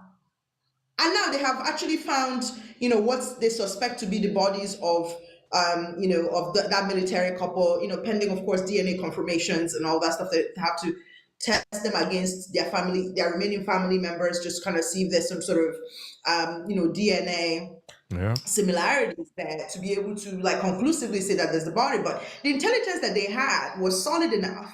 And where would this type of intelligence come from if not from, and one of the topics I want us to talk about within this is amnesty. Most of the people who received amnesty in this whole Biafra agitation, so where do you think they are from? They're the ones providing intelligence that it is now being used to find the victim skeletons, find their bodies, at least go to their families and say, now here where they put your person, make you go carry the body. Now how new people were able to find some of their people where they won't rebury. Do you understand what I'm saying? This came from either witnesses or people who themselves were the perpetrators. But again, when people like to tell us, oh, in the North, they give them all amnesty. Do you know how much amnesty was given in Imo State to people who, if na me be governor, na go see when me give you amnesty for doing what? All of them cover everybody. If I will collect police, collect all of you. But however, because in long range vision, these people were like, you need intelligence, information from these people to be able to get to the bigger fish. So you have to now either give them plea bargains or give them straight up amnesty, as long as they bring guns and as long as they tell you important information where you go use convict their leaders. That's essentially what is happening all across Nigeria. But we somehow recognize other people as terrorists, but the one way do our people, you can't they come this gulag, can't they gaslight your ancestors, can't they tell us, say, you don't know what to do. That one concern you. Mr. King, welcome to the stage. Let us know what you think about the topic. And yeah. Hello everybody. Good evening, Kachi. Good evening. Good evening, Chioma. Really, I think I see this thing from a different perspective.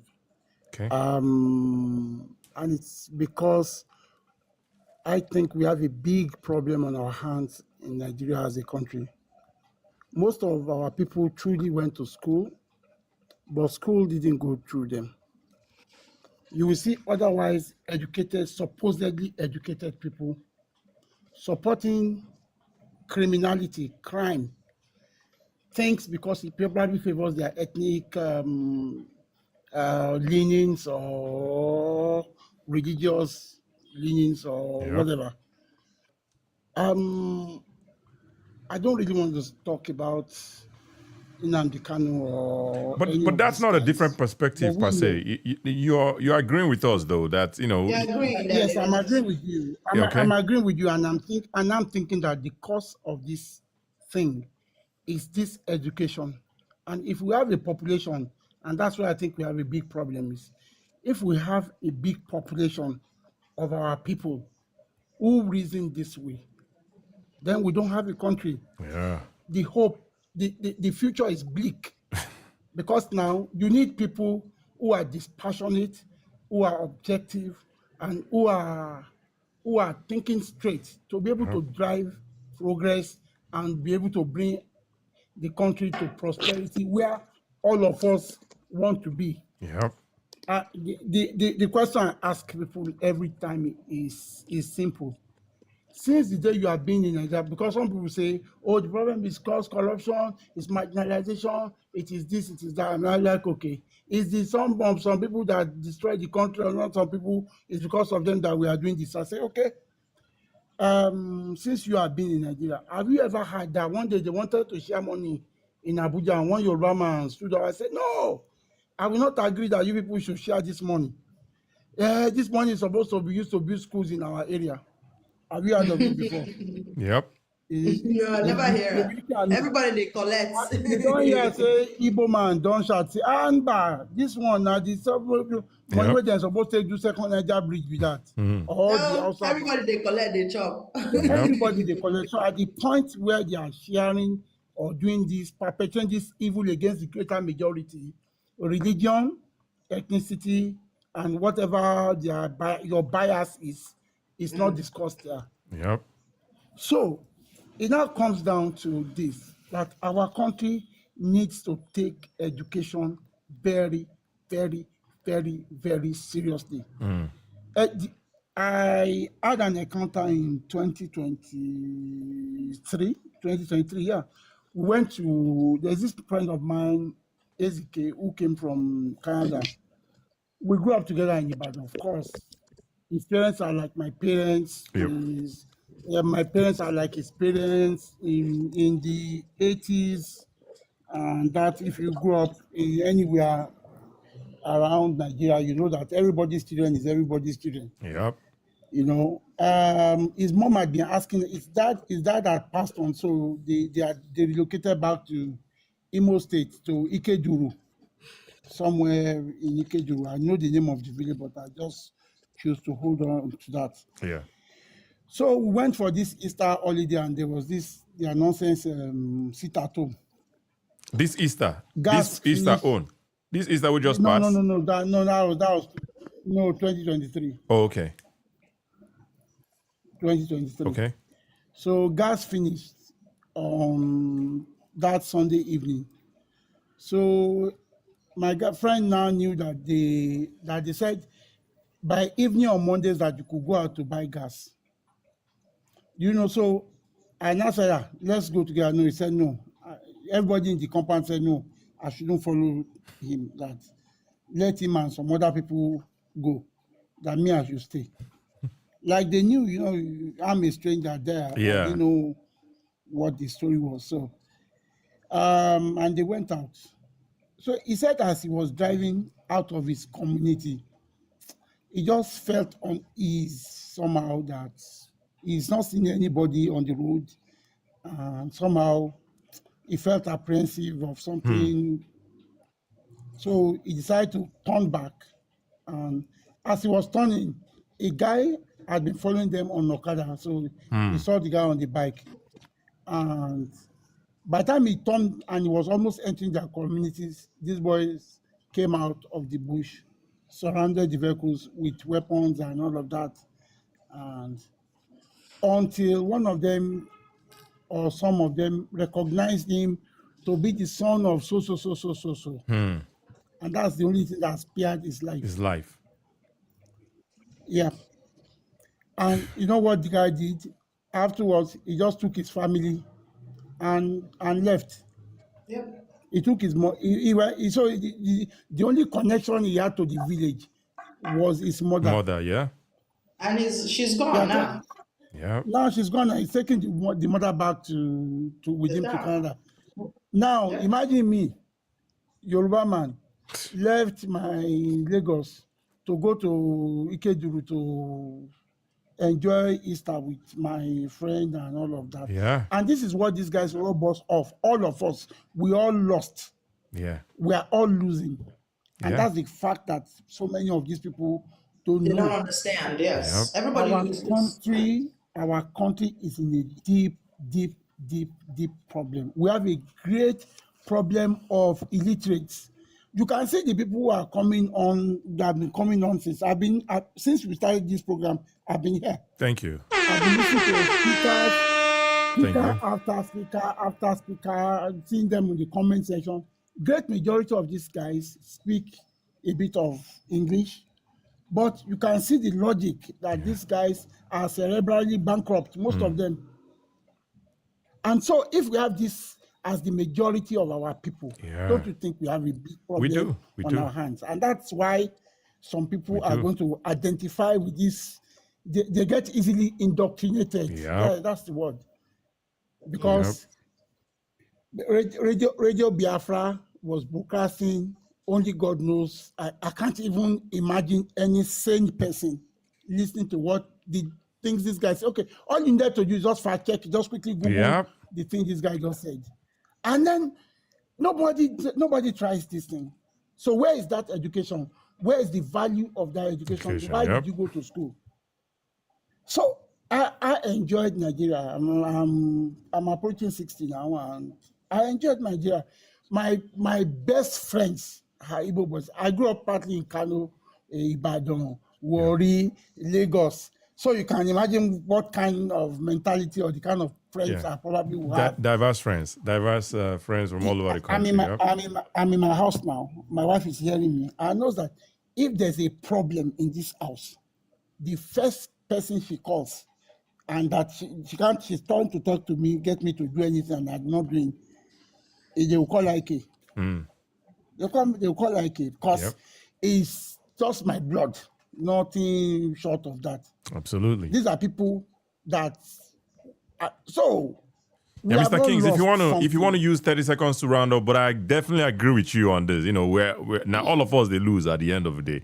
But if you want to use 30 seconds to round up so we can move forward. And thanks for sharing that story. And thank you for also not, now I understand why you said just Ike Duru, you know the name of the village, but you chose to keep that to yourself. I'm glad you kept that to yourself. But thank you for sharing that. But just use 30 seconds to round up so we can move forward. Okay, I mean, all I would say is thank you to you guys. At least somebody or some people are bringing a different narrative and are bold enough to talk about it. And I just pray and hope that a lot of people will hear this and they will change. And our country will be better for it. Look, no investor is going to come to the Southeast to do anything with this level of insecurity. Absolutely. As brilliant as the Igbo man is, is comparable to anybody anywhere in the world. Aba is a center, it should be a center of excellence by now. Absolutely. With the right policies. Absolutely. But that's a whole different conversation for another day. By the way, I have a podcast series that is going up on my YouTube and TikTok and Facebook as well on Aba is Rising. So that's a whole different conversation that I've also talked about in the past. Okay. But I appreciate you, Mr. Kings. We need to move forward. Thank you very much. Yeah, thank you so much. You're welcome, Mr. Kings. Appreciate you. Thank you so much. Absolutely. Bye. All right. Choma, any thoughts before we move forward? Yeah. All right. Kachi, there seems to be a lot of bingos in the Gulag who seem to think that, they don't know what we're talking about. Maybe I'm thinking my English might be too high, so I've reduced the volume of it a little bit. Yeah. But here's why I think that bingos need to be treated like bingos. And this is why they can never be my brothers. Because I think that anybody who considers you a casualty of war when you're not in wartime is not a person. That is the person where you say, actually, they want to carry somebody, go name person. Go name.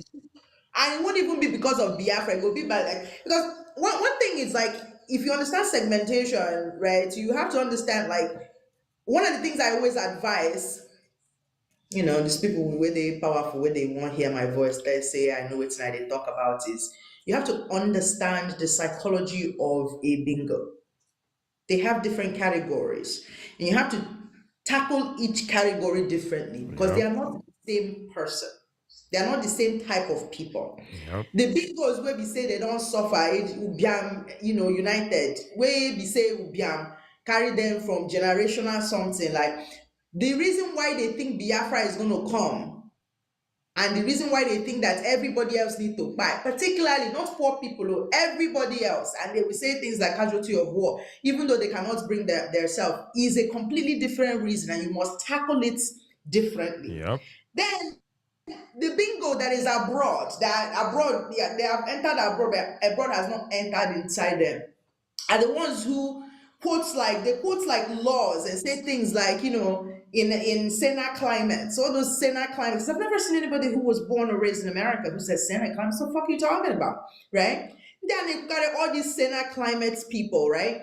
Because they use all these sort of Sena climates. You came here when you were like, your brain has already developed, okay? Like there's nothing that you can. So they talk to these ones not Nigeria. And that's how, this only happened in Nigerian law, in jurisdiction, in sans law. You know, we are fucking drop out. Like, how many law classes have you taken for you to be saying these things? Now think about the effect of that. Then you now have the people who know better. This is still the same bingos, but different type of bingos. And that is why you and I, who are Igbo, who are in two different parts of the world, are having a conversation that we should not have been having in the first place. Yep. If at any time you thought that Kanu was a freedom fighter, what was the 2,000 heads for? Why did we need 2,000 heads? Was it to bring Biafra? What was the 2,000 heads for? Like, ask you, like, what was the 2,000? What part of that was self-determination? What part of that was going to lead us to this freedom and liberation that you're talking about? So as you're in the gulag, being a bingo, I know that you're not capable of processing any of the things that I have said. But if at any point it wants to enter, allow it so that you can answer this question within yourself. Then you can then start to understand why a convicted terrorist will be center stage on our stage today. Mr. MD General, welcome to the stage. Let us know what you think about the topic of the room. Do Nigerians only hate terror when it is not their own? Okay, Choma, thank you very much. Thank you, the host, also. I've been here for hours. Not only today, I've been listening to you people, and I see you make a lot of sense. Appreciate it. And let me go straight to the point. Okay. The topic is very simple. So many people, let me not just overflood it. I just want to bring in a little perspective to this matter. So you people also, because I'm an Igbo man anyway. I'm from Anambra, born and raised here. I'm not going to live in any country. Okay. So the thing is this: Nigeria has issues of treating issues, especially criminal issues, with golden globes. It's a very simple. In fact, it is in depth. It's endemic in the country. Anybody comes to say no, the person is just fooling himself, just like every other people that brought up propaganda, destructive criticisms, and exaggerations, and what have you, that have overtaken over the media space and information space, and even in the institutions too. Yep. So the problem now, the area I'm going to is, we have issues as Igbo people right now. Like I see you people talking, Choma, I'll just make a passionate appeal to you also, that in this case, one thing is knowing something. Two is giving it to the subject if you're willing to give it to them. Three is wholeheartedly giving it to them. If you get pissed quickly because of some questions they're asking you or their reactions to whatever you are teaching them, what have you, Mr. MD. Yeah. I think Choma. Yeah, just let. I'll respond to it. Just let him go. All right, listen to me. I'll hear you, but I'm not. No, don't tell me to listen to you, Mr. MD. I don't think any of you. I don't think you are even qualified to tell me. Also, anything. You don't come to a show and tell the host how to run the show, right? I don't think any single person on this stage, in this room, can tell me this, because when Kanu was moving mad, none of you kind of was barking, and none of you had the temerity to even go on the stages to tell me. You're telling me I have taught more bingos than I should. I shouldn't, considering these people set the house I was is on fire. I should not be on any stage teaching anybody. Yep. I will not teach, and I gotta teach onyara, no bro onyara. No. Okay. It's not my job. So there's no other way. No. I want you to be very clear so that you don't make this mistake of thinking that you can advise me on anything. In this particular situation, we have passed the Rubicon of trying to appeal. So let me be very clear. If you're listening to me for the very first time, my job on this stage every Sunday is not so I can teach bingos not to be bingos. No, that is not my job. It is not my responsibility. That's your mommy's job, and I ain't your mama. My job is to have the conversation, and when there is a debate. We will debate it. But the baseline will have to be that we understand the same thing. If we don't understand the same thing, if you're not as knowledgeable as me, the only thing I can do is teach you. So I cannot come and be holding your hands. When Ima na ihe mere na ọsụ na ịgarụ na ọsụ gbaiga ala Igbo ọkụ Igbo na-esu ọkụ, there is no person as an adult that should be told that if you suppress your own economy and you ebe a na-agwa ndị Igbo ibe gị ị na-agwa a na-agwa ha egbe na-egbu ha maka seat ga-atụ gị na-asị Hail Kano, and you want me Chioma Amelie to come and be the one to come and to reduce my volume because no, I won't do it. If you will not take whatever it is that I'm saying, I don't give a fuck. Fuck around and find out. IGD will put you in prison. If you want to be a terrorist and you want to terrorize Ali Igbo, we will not be talking to you in a calm way. I will not be I will pull you by the nipples and I will press really hard when I'm saying it. You are out of your goddamn mind if you think that we're going to talk to you calmly because you're a bingo. Bingos only take orders. You took orders when Kanu was ordering you around. If you come to this stage and you act like a bingo, I will treat you accordingly. But if you want to make a human being, human being, church voice, Sunday morning voice, in fact, I have been calmer than I should be, considering how much damage these people did to us. I'm not teaching anybody. I am not teaching you. It's one in the gun. We will carry you, we will bundle you, and we'll send you to Sokoto prison where we have a lot of rooms available to put you if you don't know where to sit. Thank you very much. And I'm done. Joma, I beg, Mr. MD, by the way, we didn't ask you your name. What's your name? My name is Chidozie. Chidozie. All right. No, leave your last name. Yes. Leave your last name now, sure. Your name is Chidozie. That's enough. But Choma will go leave their nipple. If you hold them for blockers, but leave their nipple. The nipple is a little bit too sensitive. Leave that nipple, I beg, Choma. But anyway, I don't think it's necessary to come on the show and start advising the hosts on how to run their show. That's not very nice. That's not very respectful. That's how I see it, and that's how she sees it as well. So we leave all that advice. Let's just go straight to it. Only governors and professors can advise me now. My bad. All right, okay. Mr. Can I go on now? What's your name again? Sorry, I forget. Is it Chukwudi? Chidozie. Can I go on? Yes. Just 1 second. You mentioned something. People go always say, Nnamdi Kanu started well. You started well. Let me start with that. You said in Nigeria we have a problem of treating criminals with a golden glove. Let us start in that line and continue. Leave the advice. Thank you.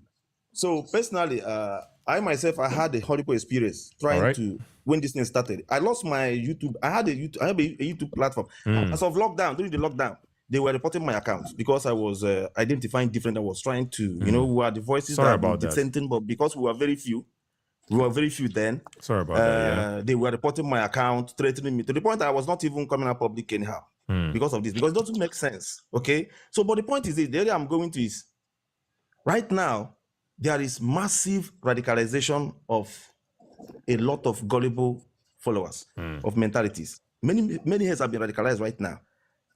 It's not yet all Uhuru, as I speak with you. Because why? In every 5 Okada men, 3 believes in that ideology as of then. I don't know if you get me. Yeah. And it's always those people that are wretched, that are a little bit poor, that are, all these people that were the people that were so diehard because of frivolous promises, unnecessary motivations, fake hopes that were given to them. That was why riffraffs took gun, entered the bushes, and we are killing resourceful people in the East. Most of the people on our life, we are people that are resourceful.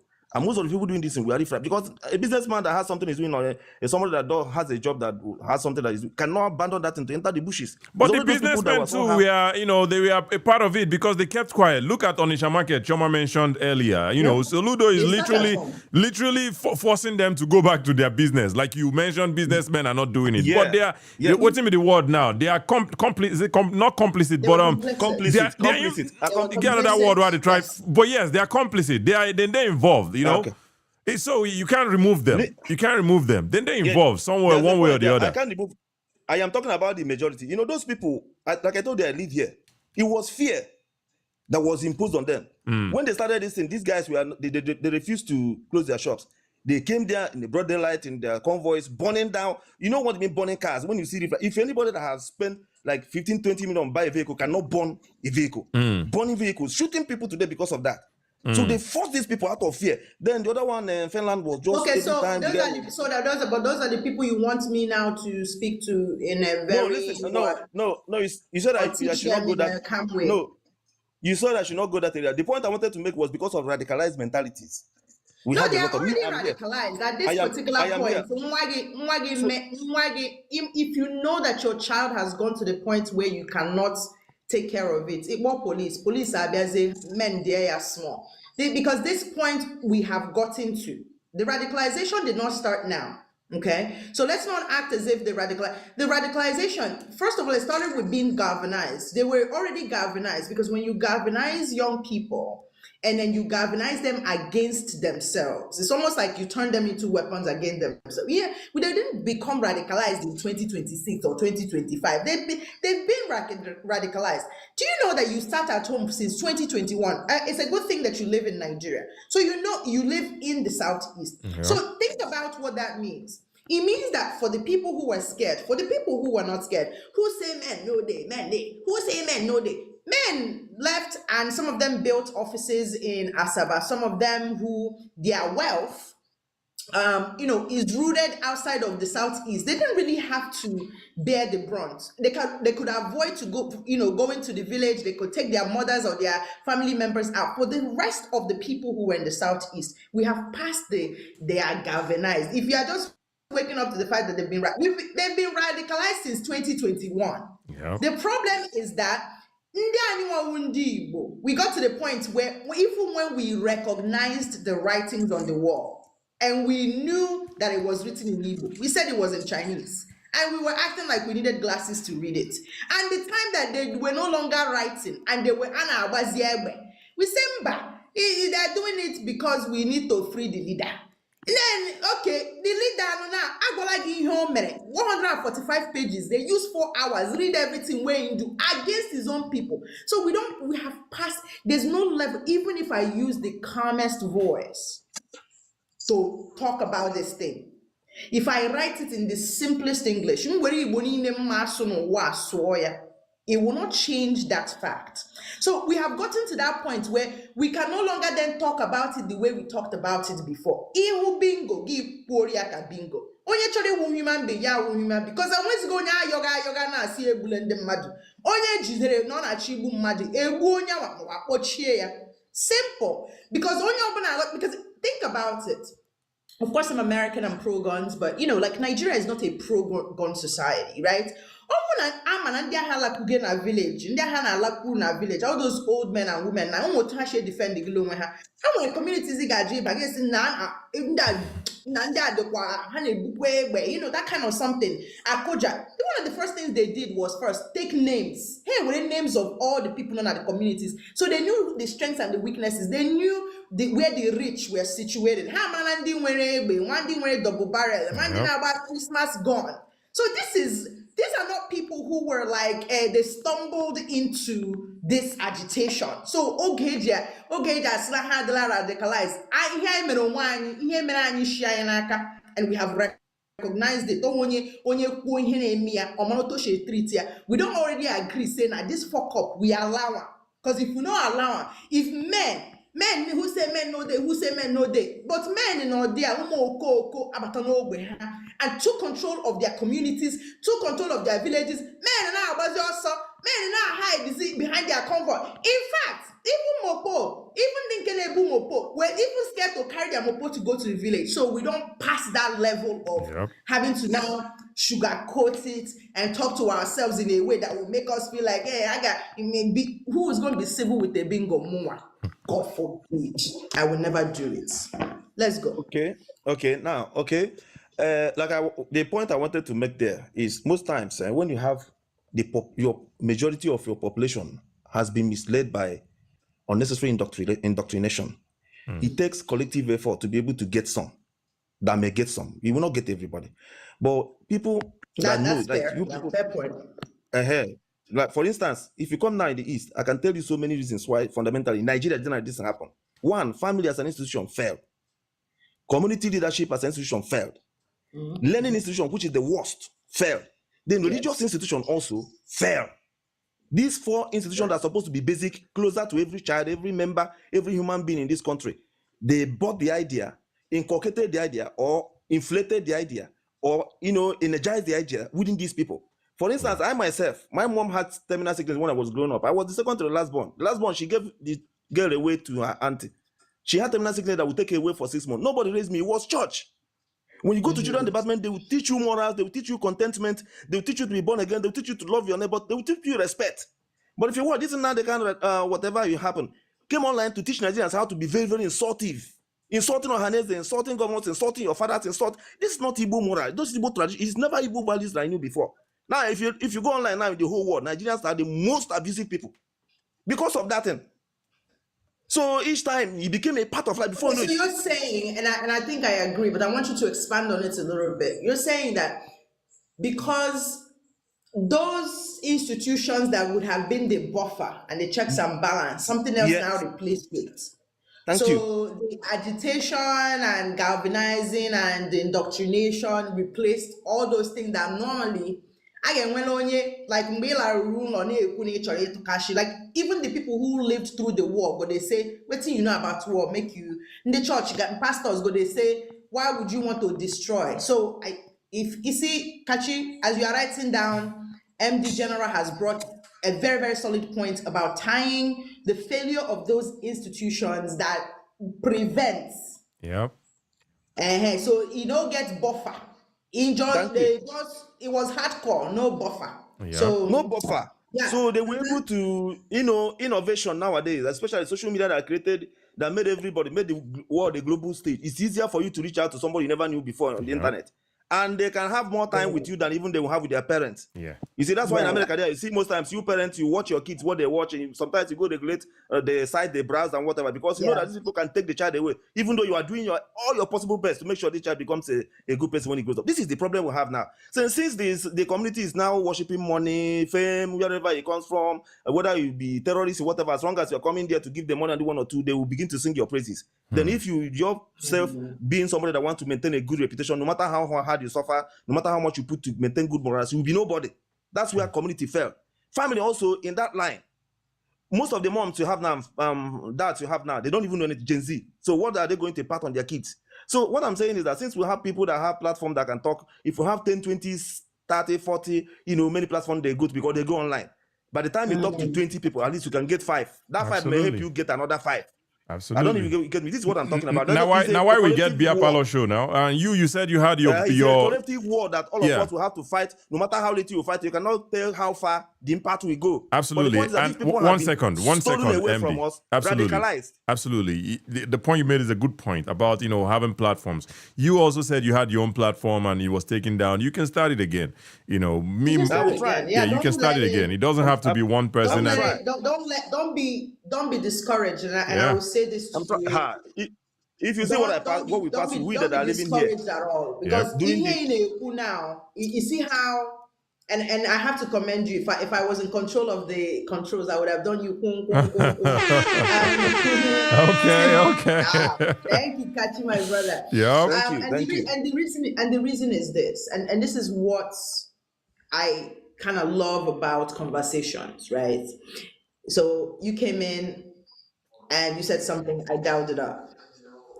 And you continue talking, I dial it down. Somehow we meet in the middle. Not just meet in the middle because we need to agree on it, but because you brought in the way you explained the institutional disconnect, right? Or not even disconnect, the institutional erosion, right? In such a way, right? And this is not something, this is something you're naturally very good at. And you see how your approach is slightly different from mine or even Kachi's. But we are arriving at the same thing, which is that I mean because there's nobody that is more Igbo than the other. I don't care if they think that they are. That is it. So and if the person where I know reach MD go reach, and now at least I'm going to be looking out for you. If I see a platform, I go say, if I say MD, they do room or something, I go share around. because they approach them from, and again, like, of course, like, I grew up in America, for example, but I am so Igbo inclined, but it can never replicate you, born, raised in Nigeria, particularly Absolutely. South, living who among them. lives there. So, Absolutely. Yeah. I mean, I can see Yes, it, but it can never it's be the true. same because I grew up in America, right? So I done in that way, and I'm gonna commend you for, and I'm big enough to apologize for my tone towards you. It wasn't even No, you it's in okay. particular. It's just the advice of, because India mego anyewa. Okay, oh God. Oh to the God. point where one nama home one nkesa Oh na God. I na-emezi onwe anyị ka anyị azụ akwa. Yep. Meanwhile, we essentially ikwesị ịhụnanya wa ala Igbo. We are saying, how can you say you love ala Igbo gị na-egbu nwanne gị, na-emebisi Na-egbu ihe nwanne gị, gị. Buru propaganda. na-eme Bịa economy. sị na Fulani. Can you imagine? 19.1 billion naira. That is the exact figure that Anambra State was losing every single Monday.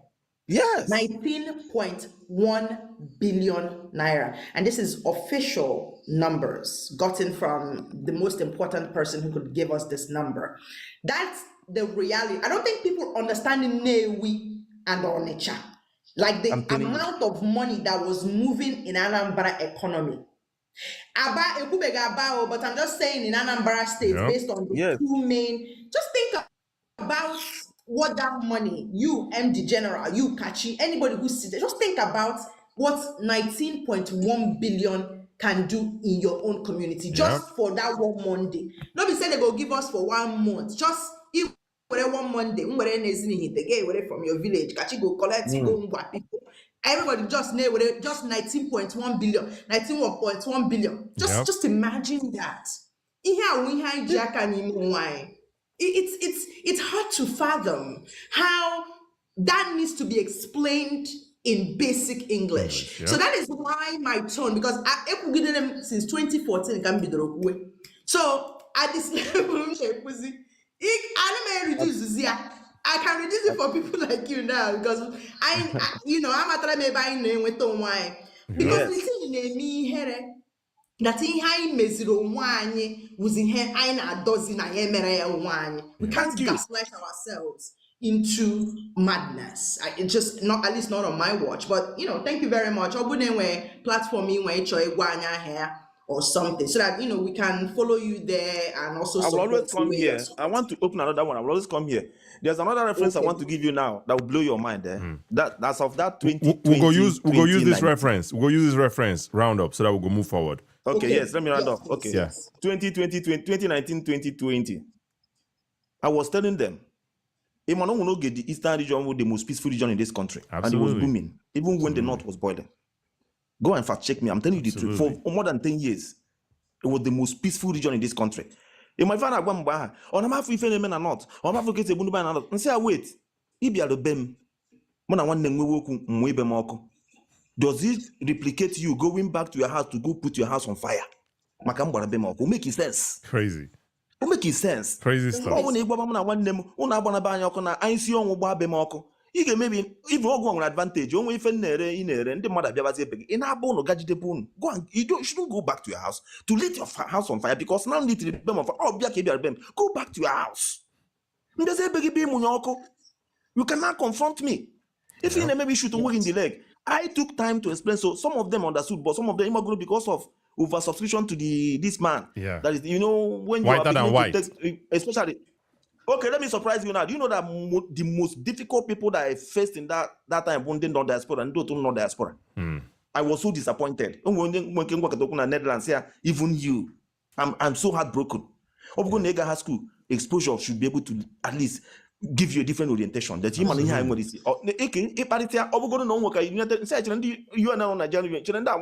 people are people, their mentality, their level, their IQ, their level of exposure is too high for this nonsense. Traditional like Hagaga meet. Yep. Meet, governor can meet, rep can meet, senator can meet. Now, these people are the people your law established that don't have a constituted authority on nobody. In that case, I haven't do so much at So Habianda Hassan ni more for in a high nabata. See, this is rubbish. You end up destroying all make it answer Burundi born on Pakocha, Pakocha, or people on Habia on Anayani. This time around, this is self-destruction. I wasn't able to the war. Absolutely. It's so painful. So because can happy take so much time. This is what the only time I want to submit for today. Some other time maybe I'll come on maybe next Sunday. Absolutely. Yes, Thank you very please much. come next time. We usually sometimes come live on Sundays when we have like a combined topic. So thank you for coming to the stage, MD General, and make sure that you open another platform too, so that you can, you can continue to speak from your own side as well. I will. Yes. I will. Absolutely. Yeah. Thank you. Thank you, Mr. Mr. Chidoze. Thank you so much. Appreciate you. Thank you so much. Appreciate you. Choma, we are 3 hours, 30 minutes. I don't reach my mark. I don't know about you. I know you can keep going. I'm reaching my mark, so we can wrap up at 7 o'clock. It's like 6:37 p.m. my time, so we can wrap up in the next, I think, 23 minutes or so. All right. Sounds good. We have Sammy. Sammy, I don't forget his last name already. But anyway, we have Mr. Sammy, the one that came Onuma, okay. Anyway, his first name is the necessary most important one. We don't need the last name for the most important one is the his first name. But anyway, Mr. Sammy, thank you for joining back. My best guess is you have something you want to say that you forgot earlier. Or is that the case? Mr. Sammy, are you there? Yeah, can you hear me? Yes, we can hear you now. Okay, I think this guy that came in that spoke last, he brought in more light into the game. So honestly, I like the pushback that you guys have been given, even when they try to challenge. Like you can see, most of them can't hold a conversation, True. So we have to continue. Absolutely. I really encourage you guys, and trust me, by the grace of God, we'll get a lot of them to have a rethink. Absolutely. Thank you, guys. Absolutely. Thank you, Mr. Sani. Appreciate you. All right. We have there's a gentleman, heaven forbid. There is, there's an IPOB, fanatic that is in the gulag who keeps talking about false conviction. If you believe in a false conviction, go to court. So, yeah, like, I mean, I put in, Kachi, do you know that it has been 3 weeks now since our first episode, and I have not gotten any takers to the $250 stake that I put up for people who wanted to march to Sokoto prison and prove us wrong. Till today, I have not gotten any takers. Mr. CJ, maybe you will be that brave warrior who believes in a false conviction of MNK. You do not need to prove us even. Yeah, I can give you the 250, but I will have to start with 150. All you have to do is record yourself every hour marching, leg first to Sokoto prison. Go there, mount your flag, tell them that he was wrongfully convicted and he is but a freedom fighter, and then declare Biafra while you're at it. And then I put 250 up, but there was another gentleman in the gulag who also wanted to add 500. If you can do this, we may be able to even get it to 1,000. We can put a stake, and we know that agro day in the land. Come and chop Chioma Amaryllis's money. Thank you. All right, Mr. Larry King. Thank you so much. Before we get to you, Mr. Larry, just give me 1 second, please. I see Emmy Bangkok in the chat. She said, "Isn't possible to join free." I know they charge anybody. I know they ask you. I never even. Just a request. I don't ask anybody to pay me or give me any gifts. I know. Yeah, not like what they ask for. I know they ask anybody for gift though. I don't know. Hey, unless they give me galas here. Now when I go to say, give me galas, but hey. No, be galas. I don't. Lion. I'm not lion. I'm not asking anybody for anything. To request, it's the thing. There's two heads down there to your right, next to the chat. Head and shoulder. You go see I'm there. Click on it and request. We're not asking you to pay on anything to request. No go wrong. Go say, Kaji Joma, you see that? We're not charging anything. Just want to put it out there. Anyway, and we're almost at the. Come with facts. That's all. Absolutely. And we're almost at the 4-hour mark anyway. But if you request, hopefully we can get you up here. But yeah, Mr. Larry, if you want to go ahead, what are your thoughts on the topic? Yeah, thank you. One thing I just want to appreciate something, Shoma. Somebody growing up in United States of America and can speak Igbo, though I'm not Igbo, but can speak his dialect in this way, even more than Kashi that is in Off Nigeria. your So this mic is why. now. Off your mic. Not too much of my brother Kachi. Not too much of my brother Kachi. Which kind of table be this one? Make it reduce. Now only be fit drag am. Make it not dey drag my brother Kachi. I beg you dey try. You dey try. Off your mic. Off your mic. So go to the topic of the day. So, do Nigerians only hate terrorism when it is not their own? Yes. My own answer is yes. Everybody is guilty of this. It's not matter of tribe or region or everybody is guilty of this. I'm at work, like I said. I just want to take some time out. All right. I'll Thank make you. this illustration. When I will rush it. And when I was a bachelor, anytime I come back from office, I always work with my taxi. I have a taxi. I got a taxi so that something to just make things up there. Yeah. There was a night I worked very late in the night. I carried a guy. So later police check us in that area. I didn't know that the courts have already committed some kind of something over there, and they were looking for people. So they searched us. They found in their hand the pocket of this guy. So they rope us. The guy was about to run away. So I had to pursue the guy, arrested the guy, handed him over to police. But the community and everybody were saying, no, you are the one carrying criminals. They started saying, I'm the one carrying criminals. The police, everybody, thank God the DPO came. I explained to the DPO that even this guy has beaten your guys' hands down. He gave a police officer boot, in his, and the police officer fell down, and then I had to run after him, arrested and hand over to police. I was explaining to DPO. DPO said they should, but those people in the community they have saying that you are the one carrying criminal everything. So by the time they now interrogated the guy, he now happened to be one of the landlord's son. They had to be begging police to leave the guy, and police left the guy. Just look at it. Now they have been saying I'm the one carrying criminal. Now that they now knew that the guy was one of them, they said he should. Can you see this thing how it has? I'm talking about 2007. How this thing are eating deeply into our culture now. Yep. So they freed the guy because they knew him. So the same thing, this thing has been happening in the north also. When I was in the north, I lived somewhere in the north. That when these people they saw wind and they are now reaping wild wind. When this thing was going on in the 80s unabated, people were supporting these people. They did not even make any comment to condemn it. Religious leader, everybody there, because they are not doing it against them. They are doing it against the people that are not indigenous of those places. Eventually, this now grew up to the dead monster. Now pouncing on everybody. Now they are now crying. They are now shouting. Absolutely. That time to them it was not act of terrorism because it didn't affect them, and it's been done by their own children. Yep. So that is the thing that I'm saying, that it is everybody is guilty. It happens both north, east, west, and south. Absolutely. And we always find our way around it. So what is now the solution? Because I said I'm at work, I will have learned what is the solution now. What we are doing now is the solution. Enlightenment. Because we know that the youths now, I always say I'm afraid for the next generation because they don't have brain of their own. What they just, anything they listen to on social media, by the time they listen to that thing often and often, it's now become their conscience. Yeah. And now they live by it. Yeah. And they act it out. They don't verify whether that thing is true or false. Yeah. So number one thing is that enlightenment, what we are doing now. Somebody mentioned about National Orientation Agency the other time. Yeah. They are doing nothing. They used to be MAMSA when we were in secondary school, primary school. Then MAMSA. They call them MAMSA before they change their name.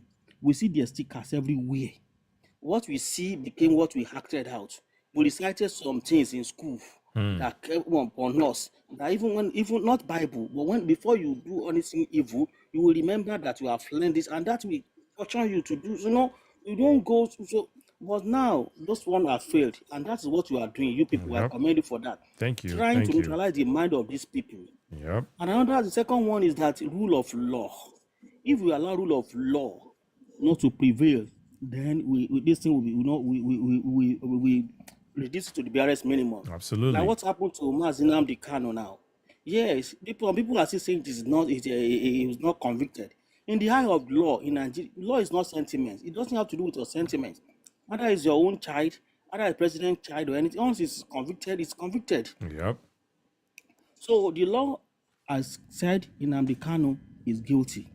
And we all know, because what makes this funny to me is that, you know, in the north, they were killing people that were not theirs then. But now they are buying people that are not there. But why are you buying your own people? That is what I don't even understand. It's unbelievable, man. Everybody is treating his own region. You went against your region. Yo. That is what I don't really understand in it. Yo. You are it calling didn't for just start though. Even during the Biafra, it's a normal, this Biafra thing, that is what it has brought each time it has come up. When Ojuku carry Biafra come, that's what then they buy people where then Sabo, it say the Sabo word come today, no be today now. Sabo na that Sabo Biafra Igbo time. people. Yeah. Na Igbo people, So na this be is what Sabo. I can't understand. Yeah. What I can't understand, your own people, Yoruba people, I'm sorry, they will protect their people. They say 10 Yoruba, they will protect their people. Also, protect their people. But you are causing trouble in your region. You Isn't are that underdeveloping the region. But you are causing. Isn't that something? I don't really understand. And government now convicted him. You people are still saying no, it is not. Yeah. If you should be allowed to go, and other people also, not serve as deterrents. Other people will follow suit. Yeah. So that's what I'm saying. That rule of law should be prevailed. So I want to stop here now because I'm going back to work. Yeah. Choma, thank you. Kashi, thank you for your time. Thanks so much. Bye. Yeah. Yeah. Thank you so much. Bye. Appreciate it. Absolutely. 2 takeaways there. He says enlightenment and rule of law. Now the 2 things. And we are doing our small bit. They try come every Sunday. The life is life, The same rule of law where they use convict person when no open in defense. People they say it's under the repeal the law, which so you can't. It proves exactly what this room has tried to answer, which is that when it is your own, you do not see it as that. And unfortunately, this is now very cultural. It is unfortunately not just an Igbo thing, but I'm a firm believer that I cannot be talking about rats in my neighbor's house when my own house is on fire. Yeah, absolutely. And I as a subject matter expert, I tend to stay in areas that I am familiar with. So I'm not so familiar with other cultures and other tribes. I can, as an observer, only observe and like hear as everybody else is hearing. Yeah. But the one where they happen in Igbo land, now for my ear direct they happen. Now my people for grant they tell me. Yep. Now my state I no go fit enter. Yep. Now my village I no go fit enter. Like those type of things are like old ruler, right? So because it is our thing, it is in our best interest because if it was happening to other people and we were watching it, but the victims are us. Yep. We still have to bury our dead. We still have to identify the bodies. We still have to live with and that's why I'm always pushing back at people who say, what's next? How do we band together? When they try to do this sort of performative like oneness, like Absolutely. for 5 years, that Kano was like revving havoc, like and giving those orders. Nobody talked about unity and unifying and all of that bogus things that they are throwing into the stuff. When we are talking about terrorism, is not when we are talking about unification. We can unify after we identify the problem. If we say that malaria they do you, we have to identify say that malaria they do you. Make them give you the right medicine. So when we now treat malaria, you go come they tell us say after Sapa go say something can't happen. That's it. All right. We're gonna use this as our last guest, and because we are approaching that 4-hour mark, and we'll go from there. But let me see if Mr. Ekene can connect, and we go from there. All right, Mr. Ekene, thank you for joining. What are your thoughts on the topic? Choma, I hope you're okay. Yeah, Kachi. Yeah, 1 second, Mr. Ekene. All right. Kachi, good evening. All right. Thank you, Mr. Ekene, for joining. Yeah. What are your thoughts on the topic? All right. Yeah, first of all, I'm from Delta State anyway. Okay. Ndokwa East. The way when they come here, they comfortable, they call a village name. They surprise me. You're from Delta State is enough, my brother. Let's go from there. I want to really appreciate you guys for the great work that you guys are doing. All right. Thank you. Kachi,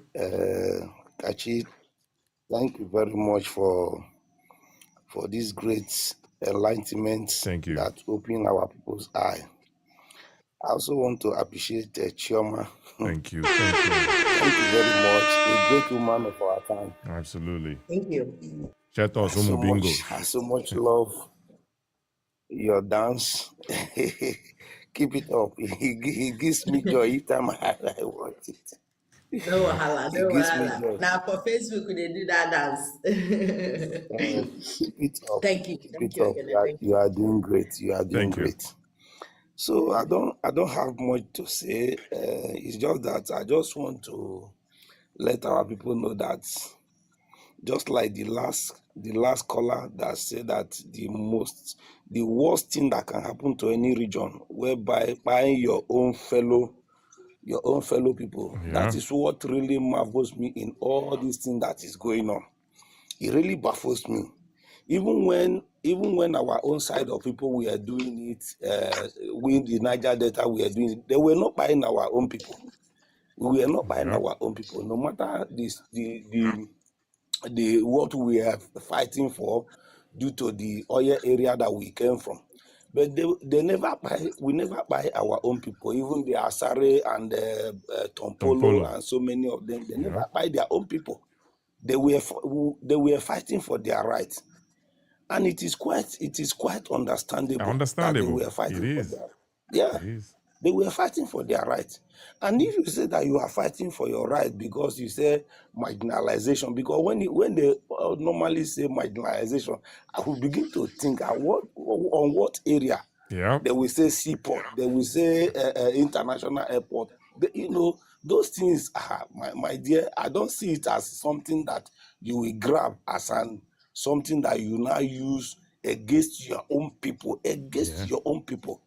Okay, Choma was saying, starting from 2021 to this 2026, what have sit at home? What have you achieved on sit at home? Yep. Do you think that you people are doing the government? No, you are not doing the government. It is you, the individuals. You are the one is affecting. Their business are going down. Their companies are going down. Everything they are relocating to our areas. Yep.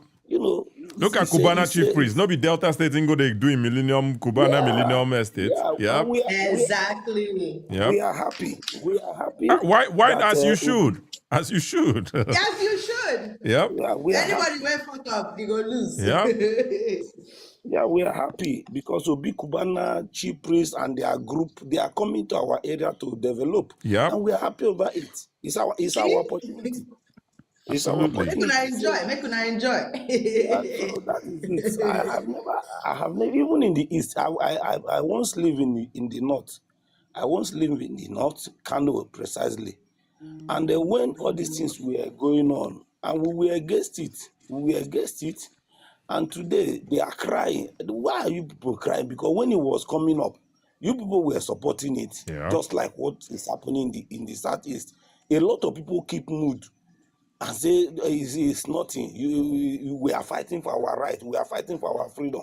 But it have escalated to the extent that you even leave your own village. An old woman will leave their village for 5-6 years. Absolutely. It's really uncalled for.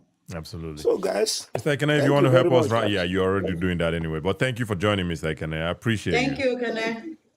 Thank you so much. Thank you very much. Thank you. All right, that would be our last guest for today because that we would be our last one. 7 guests. And it's my roasted plantain. Absolutely. Me, I won't go roast my own fish job. But anyway, Choma, any final thoughts before we call it a day? Yes. Thank you, my brother Kachi. Thank you to every single person. There are people who, I have to commend. You people like this, they are usually holistic. They're always in the goo and they will be there for hours, just basically supporting, just sometimes filtering the comments and things like that, and responding to comments and engaging and all of that. So I see you, I appreciate you. Some of you I recognize from Facebook, but thank you so much for sitting through this Sunday with us. You guys rock. We appreciate you. And also, to the bingos, you guys are also, you guys are sometimes our favorites because, you'll be here too, you popping off, but you're in the gulag. You could have been anywhere, but you chose to be here listening to me speak. So I'm winning. You're not. So I will see you another time. I hope that we've been able to have this conversation. I'm not sure if we exhausted it. I was hoping that the ones in the gulag would have come up. But I think that we got to a point where this is established that there is a bias that comes when the terrorist wears your faith, speaks your language, comes from your region, and it may not be even culture specific. I love that people from different tribes did come and then Yep. to that. So that colored our discussion today. Yeah. So, and I do love that. And thank you to everyone who had the courage to come up. I know that it's always kind of sort of challenging, when you're coming to a new room that you've never been to. I hope that you will join us next time when we have these conversations. And, to anyone who believes that, Kanu should not be on this flyer, feel free to go make your own flyer and put whoever you want to put there. But the Nigerian law has already convicted him as a terrorist. Feel free to go and support the appeal however you want to. And to my brother Kachi, it's always all love from here, and it's always good whenever we get to share a stage and continue. The purpose for me essentially is to be able to have these type of conversations, have them in debate form, have the back and forth, have our little pushback and our conversations, because I do think it's hitting. How do I know that it's hitting? Because like I told you behind the scenes, people are listening. Very important people are listening. And I'm not saying that it should matter more, but what that does is that even when we push back, even when we critique, even when we are calling them out, they are also hearing those call outs, right? And they're also hearing when we are challenging them, like, if you say you go do this thing, why they do it, right? So because we have to essentially hold ourselves accountable. And this is why I hope that these conversations start to get us to where we start to hold ourselves accountable as Igbo people, as people of the Southeast, as people of Nigeria, and people of the world, okay? And that is it for me from this end. It is all love. If you bring love, if you bring Bazbos, I will give you Indaboski. I remain Chioma Amarellis Ahagotu. If you are not following me on Facebook, you are missing out. Make sure that you are following me. Thank you, and I'll see you guys next time. Absolutely. Choma don't talk everything, so I'm just going to go ahead and shout out everybody, or the few people I can shout out here before we call it a day. Choma, thank you so much again. It's always a pleasure having you on the show, being a co-host with you. Thank you so much. I appreciate you. Make I just shout out some Facebook people, Olu, and I shout out everybody, even the ones where they cost me, I'm going to call them my brother, meanwhile, they won't buy me if they catch me. But hey, man, it's all love, man. They said the only thing stronger, shout out to what's his name now, this guy, the Super Bowl guy. Benito, what's his name? The Super Bowl. No, Benito. The guy where do halftime show on Super Bowl. Yeah. We know. Yeah, shout out to you, man. Shout out to you, Benito. Anyway, shout out to you. He said, the only thing stronger than hate is love. So now love, I go use the finish you now. Anya Anambra, I go use love finish you. Now love, I go take finish you, Anya Anambra. I know you can hear me, Anya Anambra. I know you can hear me. I love you. Mwah, mwah, mwah, mwah, mwah. Anya Anambra. Anyway, hey man, Oludegun Owo Apariwo. Thank you so much for being here on Facebook. Kevin Alabi, thank you for being here. Okay, Akasin, I know say you don't cost me since, but thank you for being here. Who else is here? Obiekwe Tony Ike, thank you. General Opinions, thank you. We for like that your General Opinions. Thank you for being here. We for like your general opinions. Anyway, but you couldn't make it, but it's okay. Next Sunday, hopefully you can come and give us your opinion as well. Lawa Otunde Dauda on Facebook, thank you. Keinde G Babajide, thank you so much for the gifts.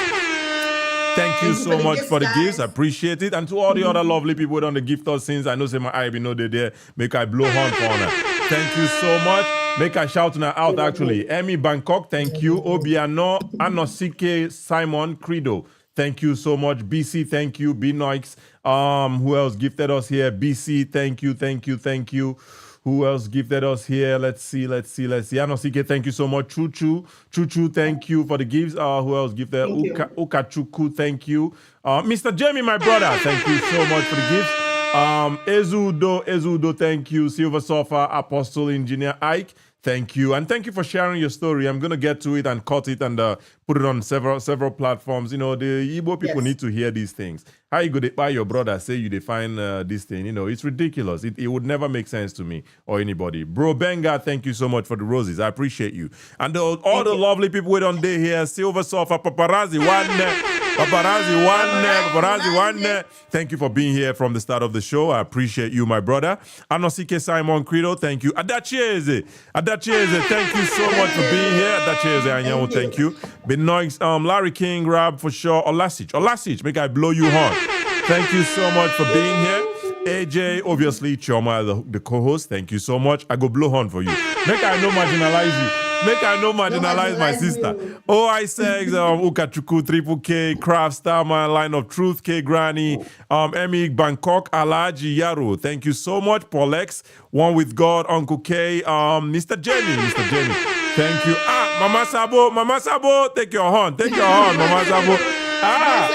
Even Think Right is here. Think Right. That your seaport. We don't marginalize Think Right. We don't marginalize Think Right so much. I'm not saying that the seaport carry Think Right come here, but we are working on it. Thank you. Absolutely. Ipe Malezioku, thank you so much for being here, and all the other beautiful people that are here or that have been here all through the show. I appreciate you guys. We're going to see you guys next week, Sunday. Hopefully we have the time. We'll let you guys know and come back here just as always. And until next time, my name is Kachi. Krabs, thank you very much. Absolutely. My name is Kachi, and our co-host here, Chioma Ahawotu. Thank you so much. Appreciate you. Until next time. See you guys later. Bye-bye. Peace. Yep.